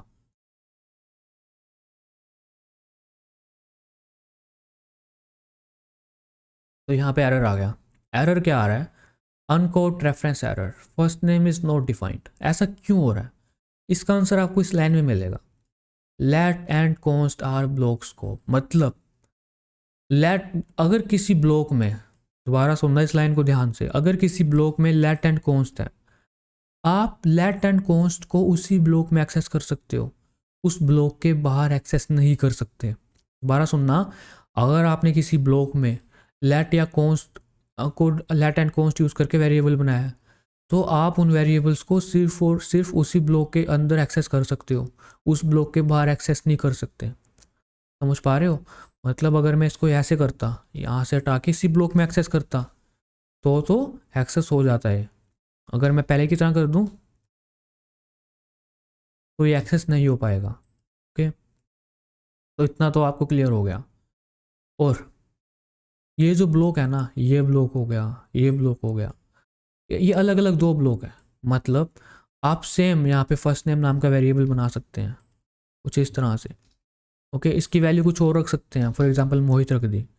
मैं क्या कर सकता हूँ, इस फर्स्ट नेम की वैल्यू मैं यहाँ पे प्रिंट कर देता हूँ, और इस फर्स्ट नेम की वैल्यू यहाँ पे प्रिंट कर देता हूँ। तो ये दोनों वेरिएबल अलग अलग है, ये वेरिएबल अलग है, ये वेरिएबल अलग है। अगर मैं देखूँ तो यहाँ पे देखिए क्या हो रहा है, ये ब्लॉक चला, इस ब्लॉक का फर्स्ट नेम अलग है, हर्षित प्रिंट हो रहा है, इस ब्लॉक का फर्स्ट नेम अलग है, यहाँ पे मोहित प्रिंट हो रहा है। समझ पा रहे हो आप, तो ये होते हैं ब्लॉक जावास्क्रिप्ट में। कॉन्स्ट के साथ भी सेम केस है, अगर मैं यहाँ पे कॉन्स्ट यूज़ करूँ, यहाँ पे लेट की जगह कॉन्स्ट यूज़ करूँ, तो भी अलग अलग वेरिएबल है। कॉन्स्ट यूज़ करके भी आप किसी ब्लॉक के बाहर वेरिएबल को नहीं बना एक्सेस कर सकते, तो यहाँ पे एरर आ जाएगी आपके पास। ओके, समझ पा रहे हो इतना। अब यहाँ पे ये ब्लॉक है, ये ब्लॉक है, ये तो हमने खुद के ब्लॉक बनाए। एक जावास्क्रिप्ट है ग्लोबल, एक तरह ऐसा सोच सकते हैं कि ये जो पूरी फाइल है ना, ये भी तो पूरा एक वो है ना, ब्लॉक ही है। आप इसको पूरा का पूरा ग्लोबल ब्लॉक या ग्लोबल स्कोप बोल सकते हो। मैं क्या करता हूँ, यहाँ पे एक वेरिएबल बना लेता हूँ फर्स्ट नेम। फॉर एग्जाम्पल यहाँ पे लिख देता हूँ गरिमा, तो यहाँ पे console.log करता हूँ।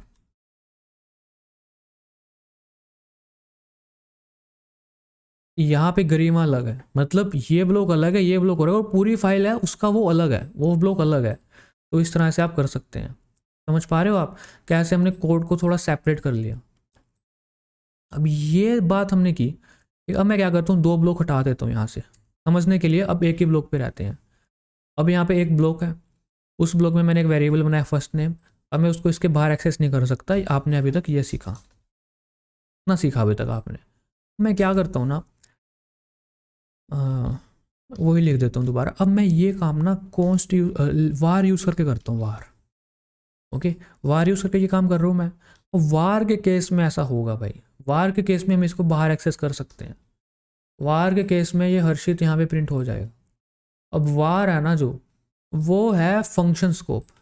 मतलब इस पूरी फाइल को ना, ये जो पूरी फाइल है ना, ये एक, इसको आप बोल सकते हैं, आप ये पूरा का पूरा ना एक मेन फंक्शन है। जब आप जावास्क्रिप्ट के कोड को रन करते हो, पूरे का पूरा ये मेन फंक्शन रन होता है। उस पूरी की पूरी फाइल में ना आप मतलब कहीं पे भी वार बना के यूज़ कर सकते हो। मतलब कि एक वार है ना, आप उसको कहीं भी यूज़ कर सकते हो उस पूरे फंक्शन में, मतलब कि पूरी फाइल में कहीं भी यूज़ कर सकते हो उसको। ठीक है, तो ये बात है। अब मान लो मैं एक और ब्लॉक बना दूँ, यहाँ पे एक और ब्लॉक बना दूँ, उसमें वार फर्स्ट नेम लिख दूँ मैं। ओके, और जैसा हमने उसके साथ यहाँ पे मैं मोहित लिख दूँ यहाँ पे, और यहाँ पे console.log उठा के यहाँ पे कुछ इस तरह से लिख दूँ। यहाँ पे हमने सेपरेट करने के लिए कर दिया, ये अलग अलग है, ये ब्लॉक अलग अलग है। ओके, तो ये ब्लॉक अलग है, ये ब्लॉक अलग है। बट अगर मैं यहाँ से हटा दूँ ना इसको और अब करूँ, तो अब क्या होगा, ये इसको एक्सेस कर पाएगा, ब्लॉक इस ब्लॉक में एक्सेस कर पाएगा फर्स्ट नेम को भी। ओके, बट अगर सेम काम मैं यहाँ पे लेट यूज़ करके करता ना, तो यहाँ पे एरर आ जाती। ये तो इसको थोड़ा देखो समझो क्या हो क्या रहा है। अब ये मैंने समझाया ना, हम रियल लाइफ में ये ब्लॉक ऐसे बनाते नहीं हम। ये मैंने आपको क्यों समझाया। फॉर एग्जांपल आपकी इफ़ कंडीशन है, इफ़ कंडीशन आपकी फॉर एग्जांपल हमेशा ट्रू रहेगी। यहाँ पे आपने सिंपल कंसोल डॉट लॉग कर दिया, यहाँ पे लिख दिया हेलो। ओके, तो यहाँ पे हेलो लिख दिया मैंने सिंपल, तो यहाँ पे हेलो प्रिंट हो रहा है। ओके, फॉर एग्जांपल इस इफ़ के अंदर आपने एक वेरिएबल बनाया था, आपने फॉर एग्जांपल लेट यूज़ करके, लेट फर्स्ट नेम यूज़ करके वेरिएबल बनाया था जिसकी वैल्यू थी हर्षित। ओके, और आपने क्या किया, यहाँ पे फर्स्ट नेम की वैल्यू को प्रिंट कर दिया, यहाँ पे हर्षित प्रिंट हो गया। ओके, अब मैं इस ब्लॉक, ये भी ब्लॉक है, ये जो आप करली ब्रेसेस देख रहे हैं ना, ये इफ़ का ब्लॉक है, ऐसी फॉर का ब्लॉक होता है, ऐसी वाइल का ब्लॉक होता है। तो करली ब्रेसेस के अंदर लिखते हैं ना, उसको ब्लॉक बोलते हैं। समझ पा रहे हो आप। अब मैं क्या करता हूँ, अब मैं ये फर्स्ट नेम को ना यहाँ पे प्रिंट करता हूँ, console dot log first name, यहाँ पे प्रिंट करता हूँ फर्स्ट नेम को। यहाँ पे एरर आ जाएगा। एरर क्या आएगा, first name is not defined, क्योंकि इस ब्लॉक के बाहर आप लेट या कॉन्स्ट को एक्सेस नहीं कर सकते, बट वार को कर सकते हो। अब वार को आप कर सकते हो। हर्षित प्रिंट हो रहा है, अच्छा वाला प्रिंट हो रहा है, समझ आ गई।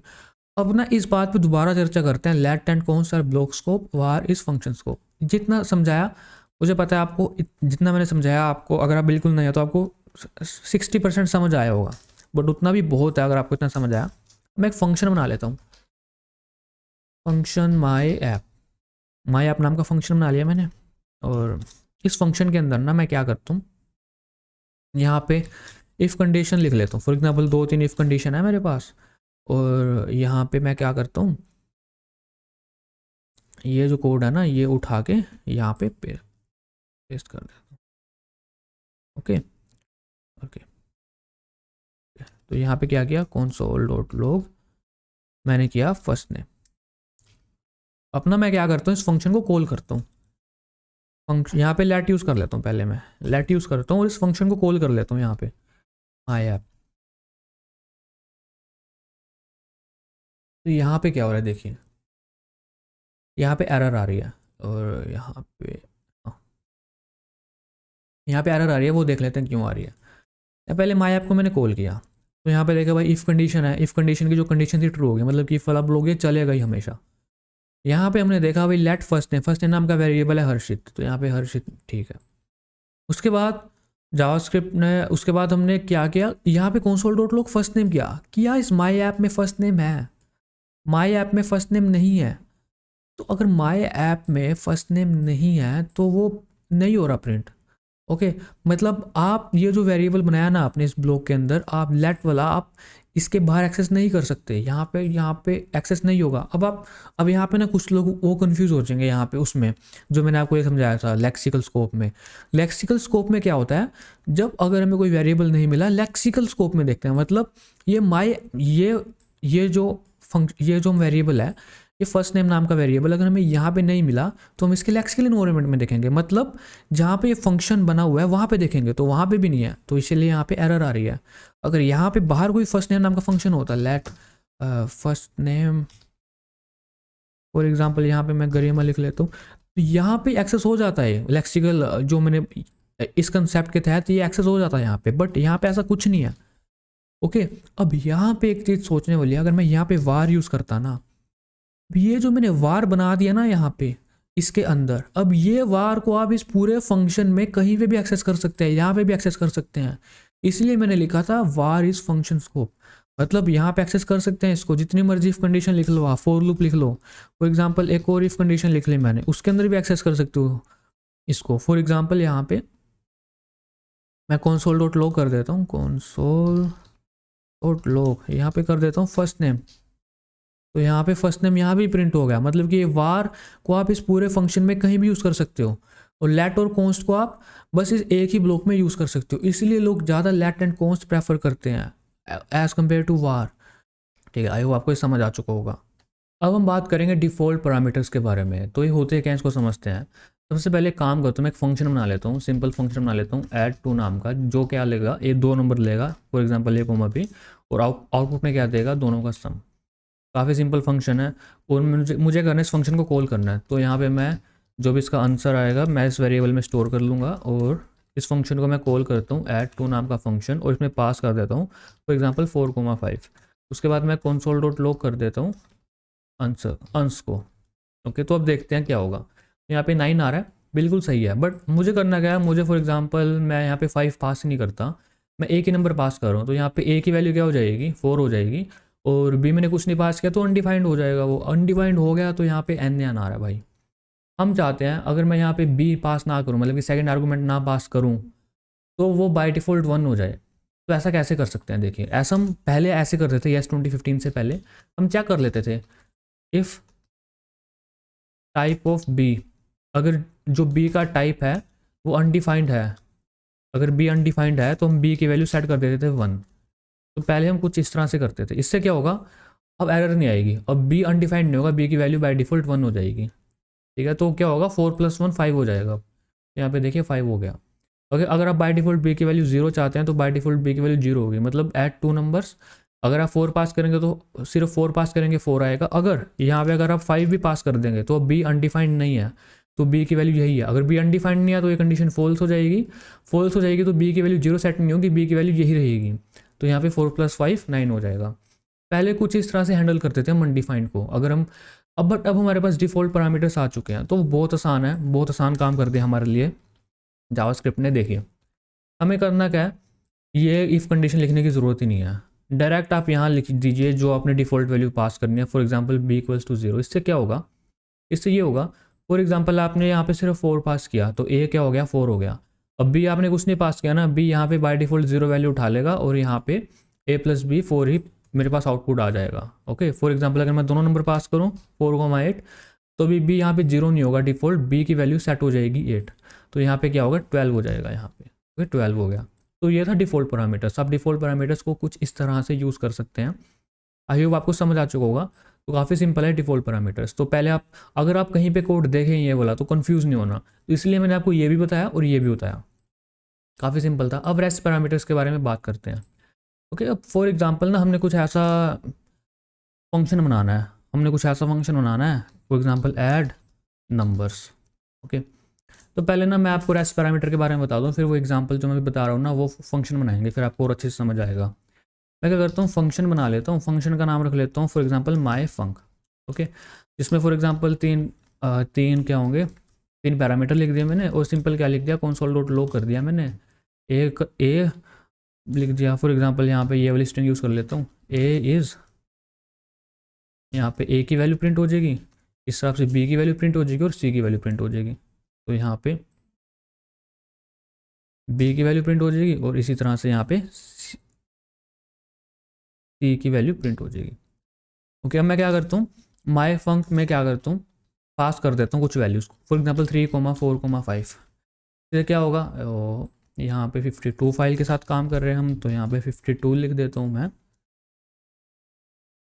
ओके, तो यहाँ पे आप देखिए ए की वैल्यू 3 आ रही है, बी की 4 आ रही है, सी की 5 आ रही है। फॉर एग्जांपल मुझे और भी आर्गूमेंट पास करने हैं, यहाँ पे बहुत सारे आर्गूमेंट पास करने हैं यहाँ पे। ओके, फॉर एग्जांपल यहाँ पे मैं 6 पास कर दिया, 7 पास कर दिया, 8 पास कर दिया, 9 पास कर दिया, तो इनका तो कुछ बनेगा ही नहीं। ओके, इनका कोई यूज़ ही नहीं है। मैं चाहता हूँ, क्योंकि इनका कुछ क्यों नहीं बना, 6, 7, 8, 9 का कुछ क्यों नहीं बना, क्योंकि यहाँ पे मेरे पास 3 ही पैरामीटर हैं जो कि आर्गूमेंट्स की वैल्यू को होल्ड कर सकते हैं। तो यहाँ पे 3 पैरामीटर है जो इन आर्गूमेंट्स की वैल्यू को होल्ड कर सकते हैं, और पैरामीटर है ही नहीं मेरे पास। अगर और होते, फॉर एग्जांपल मैं यहाँ पे डी कुछ ऐसा लिख देता, फॉर एग्जांपल यहाँ पे डी है ही भी नहीं, जो कि अगर मैं डी लिख दूँ यहाँ पे तो ऐसा थोड़ी होगा यहाँ पे। तो यहाँ पे तो एरर आ जाएगी। फिर अगर मैं यहाँ पे कॉमा डाल के डी लिख दूंगा तो यहाँ पे डी भी आ जाएगा। डी क्या होगा, अगर ए 3 है, बी 4 है और सी 5 है, और डी क्या हो जाएगा, 6 हो जाएगा। तो यहाँ पे 6 आ गया। बट मुझे ऐसा नहीं करना, मुझे क्या करना है, ध्यान से सुनना मैं क्या कहूँगा। ए और बी की वैल्यू तो फिक्स रहे, मतलब कि ए में 3 चला जाए, बी में 4 चला जाए। ओके, और मैं क्या चाहता हूँ, जो सी पैरामीटर है ना, सी पैरामीटर, इसमें पूरा का पूरा ये जो मेरे पास आर्गूमेंट्स है ना, इन सब का अरे बन के सी में चला जाए। समझ रहे हो? मैं दोबारा कहूँ, मतलब ए की वैल्यू 3 ही हो यहाँ पे, बी की वैल्यू 4 ही हो, सी की वैल्यू 5 6 7 8 9, ये पूरा का पूरा अरे हो। ऐसा कैसे कर सकते हैं हम, ये देखना है। तो ऐसा करना बहुत आसान है। करना क्या आपको, आप रेस्ट पैरामीटर यूज़ कर सकते हैं। यहाँ पे डॉट डॉट डॉट 3 डॉट लगानी है आपको। इससे क्या होगा, ए होगा 3 हो जाएगा, बी होगा वो 4 हो जाएगा, बाकी जितने बचे कुछ पैरामीटर हो गए ना आपके, मतलब कि वो सारे सी में चले जाएंगे। ठीक है, अब क्या करना है, इसको यहाँ पे सेमीकोलन लगा देता हूँ मैं। अब देखो क्या हो रहा है, यहाँ पे A is 3, B is 4, C is 5 6 7 8 9, ये अरे एक्चुअली में। ये तो मैंने यहाँ पे स्ट्रिंग टेम्पलेट यूज़ किया तो इसने कुछ इस तरह से प्रिंट किया। अगर मैं इसको बाय डिफ़ॉल्ट इस तरह से प्रिंट करता, कोमा डाल के, पूरा का पूरा अरे प्रिंट होता। ओके, तो आप देखते हैं ये अरे प्रिंट हो रहा है, ये अरे है। ठीक है, सी क्या है, पूरा अरे बन चुका है। समझ रहे हो आप? अब एक फंक्शन बनाते हैं, इसी प्रोग्राम की मदद से एक फंक्शन बनाते हैं। फंक्शन क्या बनाना है, देखिए फंक्शन कुछ इस तरह का बनाना है आपने। फॉर एग्जांपल ऐड ऑल नाम का फंक्शन बनाना है, जो कि जिसमें आप जितने मर्जी आर्गूमेंट पास कर लो। फॉर एग्जांपल 1 2 3 4 5 6 7 है 7, आपको करना है कि इन सभी नंबर्स का सम करना है।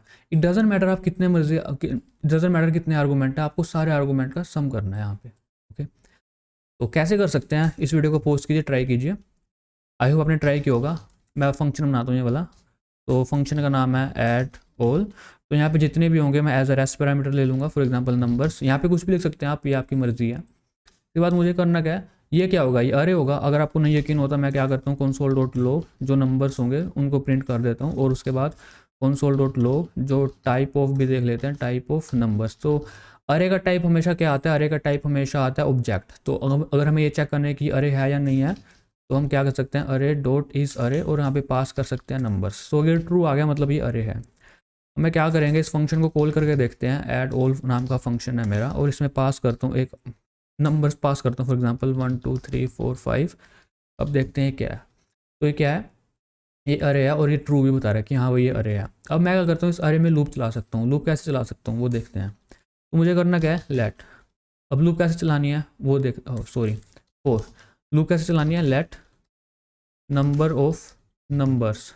तो हर एक नंबर आ जाएगा मेरे पास, और मुझे करना क्या है, यहाँ पे एक बाहर एक वेरिएबल बना लेता हूँ, और जो कि होगा const total, sorry let total, let से बनाना पड़ेगा ना। Let total equals to 0, starting में टोटल 0 होगा, और बाद में मुझे करना क्या होगा, total plus total equals to total plus number.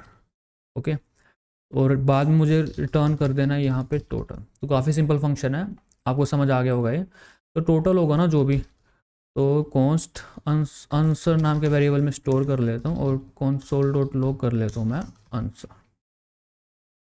तो अब देखना 15 आ रहा है यहाँ पे, तो देखिए बिल्कुल सही आंसर आ रहा है। फॉर एग्जांपल 4,5,4 कर देता हूँ, तो क्या आना चाहिए यहाँ पे, 13 आना चाहिए, तो 13 आ रहा है। देखिए, तो ये मेरा फंक्शन बिल्कुल सही बन चुका है। आप जितने मर्जी नंबर पास कर दीजिए, फॉर एग्जांपल 2 और पास कर दीजिए 15 आ जाएगा, और यहाँ पे 10 और पास कर दीजिए 25 आ जाएगा। ओके, तो काफ़ी सिंपल था ये, जो कि हमने बना लिया है।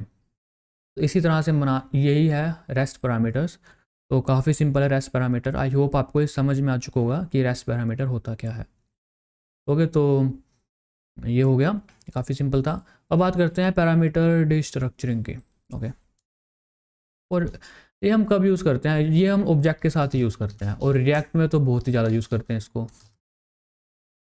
होता क्या, उसको समझ लेते हैं। देखिए फॉर एग्जांपल आपके पास एक फंक्शन, आपके पास एक ऑब्जेक्ट है। फॉर एग्जांपल हाँ, मैं एक ऑब्जेक्ट बना लेता हूँ, कॉन्स्ट माई, या फिर पर्सन नाम का ऑब्जेक्ट बना लेता हूँ, जिसमें कुछ वैल्यूज़ होगी। फॉर एग्जांपल उसका होगा फर्स्ट नेम होगा हर्षित, ओके, और उसका जेंडर होगा मेल। ओके, तो ये दो चीज़ें हैं, मेरा पर्सन नाम का ऑब्जेक्ट है, ये दो चीज़ें हैं। ओके, और एक मैं फंक्शन बना लेता हूँ अभी, फंक्शन, और फंक्शन बनाते हैं हम। तो फंक्शन बनाने के लिए फंक्शन कीवर्ड, और उसके बाद फंक्शन नाम रखता हूँ गेट डिटेल्स, या फिर कुछ भी, या फिर एक फंक्शन नाम रख लेता हूँ प्रिंट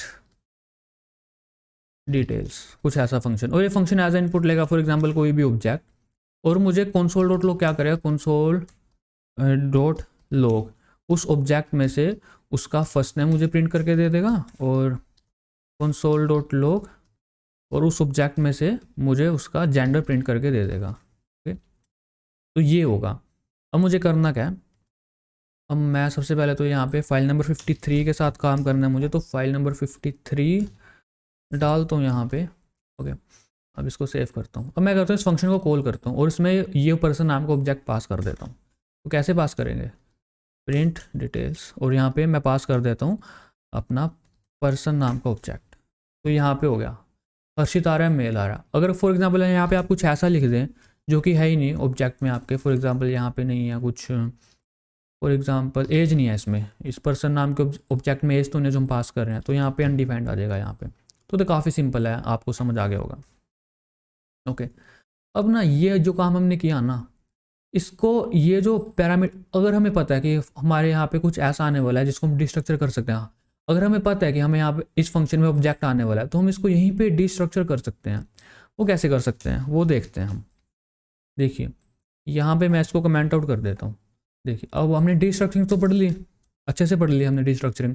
अब हमें करना क्या है, देखिए यहाँ पे क्या आएगा, एक ऑब्जेक्ट आएगा। अब मैं उस ऑब्जेक्ट में से डिस्ट्रक्चरिंग कर सकता हूँ ना, ये करली ब्रेसेस लगा के। मुझे क्या क्या चाहिए, मुझे फर्स्ट नेम चाहिए, फर्स्ट नेम चाहिए, और मुझे क्या चाहिए, मुझे जेंडर चाहिए। ठीक है, तो क्या बन जाएगा इस फंक्शन के लोकल मेमोरी के अंदर यहाँ पे दो वेरिएबल बन जाएंगे, एक फर्स्ट नेम एक जेंडर, और उनको मैं प्रिंट कर सकता हूँ डायरेक्टली। मुझे ओबीजे डॉट लिखने की जरूरत नहीं है, मैं डायरेक्ट यहाँ पे ऐसे डिस्ट्रक्चरिंग करके प्रिंट कर सकता हूँ। तो बिल्कुल सही काम कर रहे हैं। ओके, फॉर एग्जांपल कुछ ऐसा डिस्ट्रक्चर कर लूँ जो इसमें है ही नहीं, फॉर एग्जांपल इस ऑब्जेक्ट में एज था ही नहीं, तो एज क्या हो जाएगा, अनडिफाइंड हो जाएगा। एज यहाँ पे अनडिफाइंड हो जाएगा। अगर मैं एज ऐड कर दूँ यहाँ पे, फॉर एग्जांपल एज ऐड कर दे यहाँ पे 500, तो यहाँ पे एज 500 आ जाएगी। समझ रहे हो आप मेरी बात, ये काम कैसे हो रहा है। तो बहुत सिंपल था, इसको बोलते हैं पैरामीटर डिस्ट्रक्चरिंग। तो ये हम ऑब्जेक्ट के साथ यूज़ करते हैं और रिएक्ट में तो बहुत ज़्यादा यूज़ करते हैं। आई होप आपको समझ आ गया होगा ये। कॉल बैक फंक्शंस के बारे में बात कर लेते हैं, तो ये भी काफ़ी सिंपल है, इसके बारे में देख लेते हैं। तो यहाँ पे 54th फाइल के साथ काम करना है हमने, तो 54th फाइल के साथ काम कर लेंगे। फॉर एग्जांपल एक फंक्शन बना लिया मैंने, सिंपल सा फंक्शन बना लेता हूँ माई फंक। ओके, और यहाँ पे क्या करता हूँ, कंसोल डॉट लॉग कर देता हूँ यहाँ पे हेलो वर्ल्ड। ओके, तो यहाँ पे माई फंक को कॉल कर लेता हूँ, तो यहाँ पे हेलो वर्ल्ड प्रिंट हो रहा है। अब यहाँ पे क्या होता है ना, अब फंक्शन के अंदर आप कुछ भी पास कर सकते हैं। फॉर एग्जांपल आपने अरे पास कर दिया, सॉरी यहाँ पे ए है, ठीक है, तो आपने क्या कर दिया फंक्शन के अंदर अरे, ए कुछ भी हो सकता है फंक्शन में, ठीक है। आप फॉर एग्जांपल यहाँ पे अरे पास कर देंगे 1 2 3, तो ए की वैल्यू क्या हो जाएगी, अरे हो जाएगा। अगर आप चाहें तो प्रिंट करा सकते हैं यहाँ पे कंसोल डॉट लॉग, यहाँ पे अरे प्रिंट करा सकते हैं यहाँ पे। तो क्या हो गया, यहाँ पे ए की वैल्यू क्या होगी, ये अरे होगी, ठीक है। अगर मैं फंक्शन में क्या करूँ, फंक्शन में फॉर एग्जाम्पल मैं स्ट्रिंग पास कर दूँ ABC, तो ए की वैल्यू क्या हो जाएगी, ये स्ट्रिंग हो जाएगी। समझ रहे हो आप मेरी बात। अगर मैं यहाँ पे ऑब्जेक्ट पास कर दूँ, फॉर एग्जांपल ऑब्जेक्ट पास कर दूँ यहाँ पे जिसकी एक प्रॉपर्टी है जिसमें नेम, जिसमें है हर्षित, तो ये ऑब्जेक्ट पास, ए की वैल्यू हो जाएगी ऑब्जेक्ट हो जाएगी। अब ध्यान से सुनना मेरी बात, अब क्या ए की वैल्यू फंक्शन हो सकती है, मतलब ए की वैल्यू फंक्शन हो सकती है। मान लो मैंने फंक्शन बना लिया एक, ओके, फंक्शन बना लिया माई न्यू माई फंक 2, थोड़ा नेम नाम पे ज़्यादा ध्यान मत देना। तो ये फंक्शन है जो क्या करेगा, सिंपल कंसोल डॉट लॉग करेगा इनसाइड माई फंक 2। अब ये तो हो गया, चलो। अब यहाँ पे इस फंक्शन में कुछ नहीं पास कर रहा है मैं, तो यहाँ पे क्या आ जाएगा, अनडिफाइंड आ जाएगा। सही है, बिल्कुल। नीचे हेलो वर्ल्ड प्रिंट हो रहा है, तो इस हेलो वर्ल्ड को भी हटा देता हूँ यहाँ से, तो यहाँ पे अनडिफाइंड प्रिंट हो रहा है माई फंक में, ठीक है। इसको ना थोड़ा ऊपर लिख लेता हूँ, थोड़ा आपको देखने में आसानी होगी ऐसे। ओके, अब यहाँ पे ध्यान से देखना, ठीक है। अब यहाँ पे ध्यान से देखना, तो क्या माय फंक्शन में जो ए की वैल्यू है, आपने देख ला स्ट्रिंग हो सकती है, कोई इंटीजर हो सकता है, कोई नंबर हो सकता है, कोई ऑब्जेक्ट हो सकता है, कोई अरे हो सकता है, क्या माय फंक में इस ए की वैल्यू ये फंक्शन हो सकती है, ये देखना है। अब तो मैं क्या करता हूँ ना, इसको मैं पास कर देता हूँ। मैंने क्या किया, माई फंक्शन 2 के ये पैरेंथेसिस नहीं लगाए, मैंने सिर्फ क्या किया, माई फंक 2 कुछ इस तरह से लिख दिया। मतलब अब क्या होगा, अब इसको सेव करता हूँ, अब देखना, ये देखिए अब हो क्या रहा है, इस ए की वैल्यू, ये पूरा फंक्शन है, देखिए ध्यान से देखिए, ये ए क्या है, ये पूरा का पूरा फंक्शन हमने पास कर दिया इसके अंदर।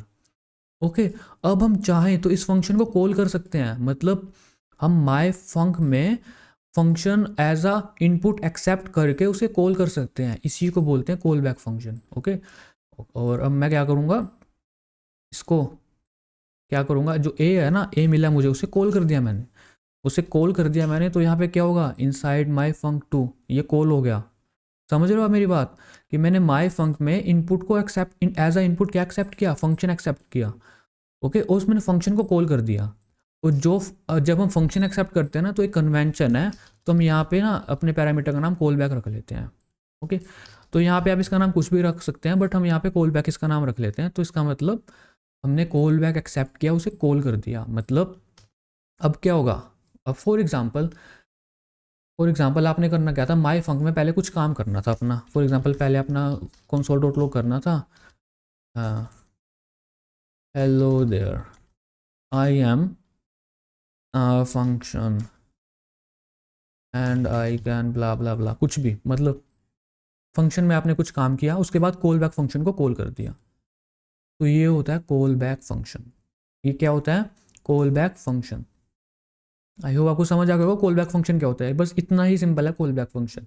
अब इसमें आप कुछ और काम कर सकते हैं। ओके, फॉर एग्जांपल यहाँ पे एज अ इनपुट आप पास कर सकते हैं कुछ। For example my func two है ना, जो एज अ इनपुट लेगा नेम, और यहाँ पे प्रिंट कर देगा इनसाइड माई फंक टू, और यहाँ पे कंसोल डॉट लॉग कर देगा। फॉर एग्जांपल ये वाली स्ट्रिंग यूज़ कर लेता हूँ, योर नेम इज़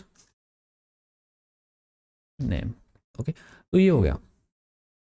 अब यहाँ पे क्या होगा, देखिए मैंने माई फंक को कॉल किया, माई फंक को कॉल किया, और माई फंक में क्या पास किया, माई फंक टू पास किया, मतलब कि ये पूरा का पूरा फंक्शन मैंने पास कर दिया। उसके बाद पहले माई फंक वाला काम होगा, तो जो फंक्शन पास किया ना मैंने, वो कॉल होगा। जब ये कॉल बैक कॉल होगा तो क्या होगा, सबसे पहले इनसाइड माई फंक टू लिखा आएगा, पहले ये लाइन लिखी आएगी, फिर ये लाइन लिखी आएगी, फिर ये लाइन लिखी होगी। बट अभी यहाँ पे मैं कुछ नेम पास नहीं कर रहा, तो यहाँ पे अनडिफाइंड लिखा आ जाएगा। ये देखिए, hello there I am inside func, तो पहले ये फंक्शन हमने कॉल किया, ये फंक्शन कॉल हुआ, तो ये फंक्शन एज ए इनपुट ले रहा है कॉल बैक। तो इसके बारे में तो हमने माई फंक टू को पूरा यहाँ पे पास कर दिया, बट अभी इसको यूज़ नहीं किया। पहले हम क्या करें, इस फंक्शन के अंदर ये लाइन प्रिंट करें, तो ये लाइन यहाँ पे प्रिंट हो रही है। उसके बाद हमने इस कॉल बैक को कॉल किया। कॉल बैक क्या है, कॉल बैक ये फंक्शन है, देखा, तो हमने इस फंक्शन को कॉल किया। इस फंक्शन को जब कॉल करेंगे तो पहले ये वाली लाइन प्रिंट होगी, ये वाली लाइन प्रिंट हुई। उसके बाद ये देख रहा है भाई, your name is name, name क्या है, जो इसका फर्स्ट पैरामीटर लिखा हुआ था वो, बट यहाँ पे तो हमने कुछ नेम पास ही नहीं किया, तो इसलिए यहाँ पे अनडिफाइंड आ रहा है। अगर मैं यहाँ पे नेम पास कर दूँ, फॉर एग्जांपल यहाँ पे हर्षित पास कर दूँ, यहाँ पे क्या होगा, यहाँ पे योर नेम इज़ हर्षित। तो ये था कॉल बैक फंक्शन। तो बिल्कुल बेसिक बता दिया मैंने आपको कॉल बैक फंक्शन का। आई होप आपको इतना समझ आ गया होगा, इतने की ही प्रैक्टिस करो, आगे चलेंगे इसके बारे में और बात करेंगे हम, ठीक है। तो एक्चुअल में कॉल बैक फंक्शन होता यही है। आगे हम इस एसिंक्रोनस प्रोग्रामिंग पढ़ेंगे, उसमें पढ़ेंगे कॉल बैक फंक्शन कैसे यूज़ करते हैं और कैसे प्रोजेक्ट्स में यूज़ कर सकते हैं कॉल बैक फंक्शन। अभी मेरा मेन मोटिव था कि आपको बताऊं कॉल बैक फंक्शन होता है। कई लोग सोचते हैं कि कॉल बैक फंक्शन सिर्फ एसिंक्रोनस प्रोग्रामिंग में ही जो फंक्शन हम लेते हैं उन्हीं कोई कॉल बैक बोलते नहीं। कॉल बैक फंक्शन मतलब आपने कोई भी फंक्शन एज इनपुट लिया, उसे कॉल कर दिया, वो है कॉल बैक फंक्शन। समझ रहे हो मेरी बात? ओके, हाँ, तो ये होता है call back function. For example आपने ये फंक्शन, तो लो यहाँ पे क्या था, फॉर एग्जांपल ये हर्षित वैल्यू ना आपसे ये वैल्यू कहीं और से आ रही है। फॉर एग्जांपल डेटाबेस से आ रही है, आपने डेटाबेस बनाया था कोई, डेटाबेस से आपने वैल्यू फैच की। फॉर एग्जांपल आपने एसक्यूएल की क्वेरी लगाई, तो ये ऑप्शनल बता रहा हूँ मैं आपको, एसक्यूएल की क्वेरी लगा के आपने डेटा फैच कर लिया। ओके, उस डेटा को वो डेटा फैच आ गया आपके पास डेटा आ गया, आपके पास कॉन्स्ट डेटा आ गया, इस फंक्शन के अंदर डेटा आ गया आपके पास बहुत बड़ा ऑब्जेक्ट आ गया, ठीक है। और आपने क्या करना है, जो कॉल बैक फंक्शन है उसको क्या चाहिए था, वो डेटा चाहिए था। और डेटा कहाँ से मिलेगा, इस फंक्शन से मिलेगा। तो हमने कॉल बैक फंक्शन पास कर दिया, डेटा उठाया, डेटा उठाने के बाद हमने कॉल बैक फंक्शन में वो डेटा रख दिया। तो इसलिए कॉल बैक फंक्शन यूज़ करते हैं हम, जो रियल वर्ल्ड एप्लीकेशन होते हैं। बट अभी आप चिंता मत करो, अभी ये ध्यान दो कॉल बैक फंक्शन होते क्या हैं, तो इसके बारे में और बाद में बात करेंगे। विश्वास रखो, सब कुछ समझाऊंगा। अब बात करते हैं फंक्शन रिटर्निंग फंक्शन, तो इसके बारे में बात कर लेते हैं अभी हम। देखिए, सबसे पहले यहाँ पे फाइल नंबर 55 के साथ काम करना है मुझे, तो यहाँ पे लिख देता हूँ 55। ओके, यहाँ पे देखते हैं काम कैसे होगा।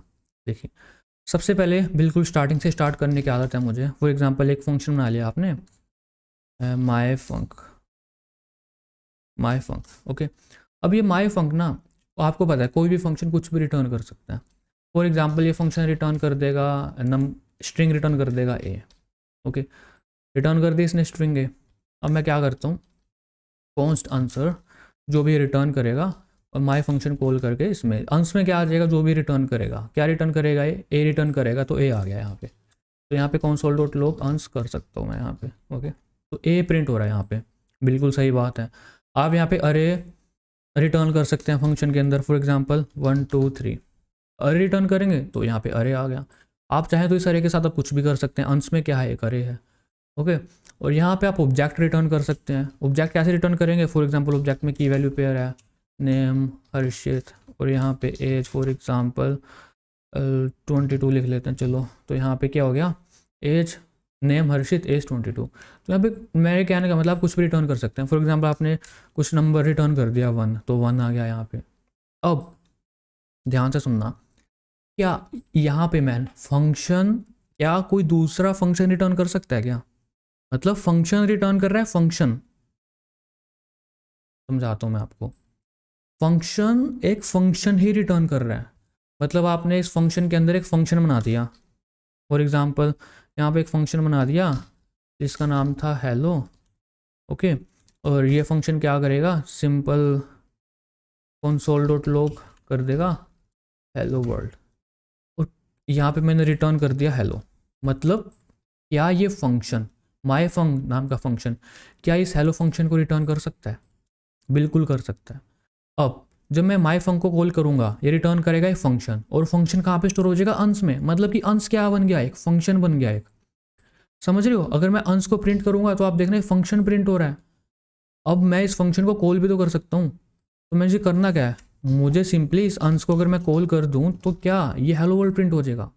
मतलब क्या है, यहाँ पे एक फंक्शन था, इस फंक्शन ने फंक्शन रिटर्न कर दिया, और बाद में मैंने जो रिटर्न किया मैंने एक वेरिएबल में स्टोर कर लिया, और उस वेरिएबल क्या बन गया, वो फंक्शन बन गया अब, और मैंने फंक्शन को कॉल कर दिया। तो इसको बोलते हैं फंक्शन रिटर्निंग फंक्शन। मतलब फंक्शन ने फंक्शन रिटर्न कर दिया। अब यहाँ पे कंसोल डॉट लॉग नहीं करता मैं, यहाँ पे मैं क्या करूँगा, यहाँ पे रिटर्न करता हूँ। फॉर एग्जांपल एक स्ट्रिंग रिटर्न करता हूँ hello world, hello world. Okay, अब क्या होगा देखिए, यहाँ पे माई फंक नाम का फंक्शन कॉल किया, इसने क्या रिटर्न किया, हेलो। हेलो क्या था, फंक्शन, मतलब कि अंश में क्या चला गया, फंक्शन चला गया, ये पूरा का पूरा फंक्शन।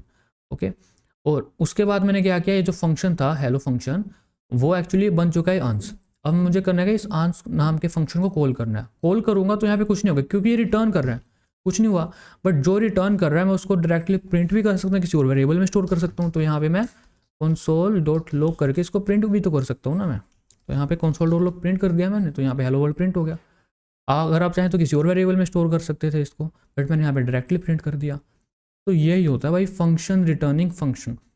ठीक है, इसी वीडियो में थोड़ी देर में हम बात करेंगे क्लोजर्स के बारे में और जावास्क्रिप्ट में और चीज़ों के बारे में। तो उसमें हम ये, और जावास्क्रिप्ट में कई पैटर्न्स हैं, मॉड्यूल पैटर्न हो गया, तो उसमें ये चीज़ यूज़ होती है। तो इसलिए ये आपको पता होना चाहिए कि फंक्शन रिटर्न कर सकता है। हाँ, एक और चीज़, जब आप as a input function accept करेंगे, या फिर आप फंक्शन को रिटर्न करेंगे, या फिर एक फंक्शन में दोनों काम करेंगे, एक फंक्शन भी एज अ इनपुट एक्सेप्ट करेंगे और रिटर्न भी एक फंक्शन करेंगे, तीनों में से कोई भी काम कर रहे हैं, या तो कॉल बैक, या तो as a function as a input accept कर रहे हैं, या फिर फंक्शन को रिटर्न कर रहे हैं, या फिर दोनों काम कर रहे हैं एक ही फंक्शन में, तो इनको बोलते हैं हायर ऑर्डर फंक्शन। मतलब ये क्या है, हायर ऑर्डर फंक्शन है, ये क्या एक हायर ऑर्डर फंक्शन है।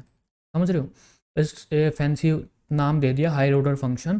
करता कुछ नहीं, बस यही काम करता है, एज अ इनपुट एक फंक्शन लेगा, उसको कॉल कर सकता है और रिटर्न कर सकता है एक फंक्शन।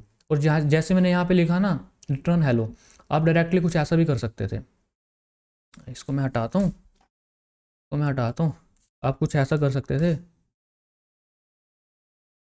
तो यहाँ पे रिटर्न, यहाँ पे फंक्शन, पूरा का पूरा फंक्शन जो कि रिटर्न करेगा स्ट्रिंग हेलो वर्ल्ड। तो अभी भी बिल्कुल सेम आउटपुट आएगी। मतलब कि रिटर्न के आगे पहले हम क्या लिख रहे थे, नंबर लिख रहे थे, स्ट्रिंग लिख रहे थे, या कोई वेरिएबल का नाम, और मैंने रिटर्न क्या कर दिया, डायरेक्ट एक फंक्शन कर दिया रिटर्न। ओके, तो डायरेक्ट फंक्शन रिटर्न कर दिया। ठीक है, अगर आपको ये थोड़ा रीड करने में थोड़ा डिफिकल्ट हो रहा है तो इसको पहले जैसे कर देता हूँ मैं, तो आपको रीड करने में थोड़ा आसान होगा। फंक्शन के अंदर एक फंक्शन बनाया और उसको हमने रिटर्न कर दिया।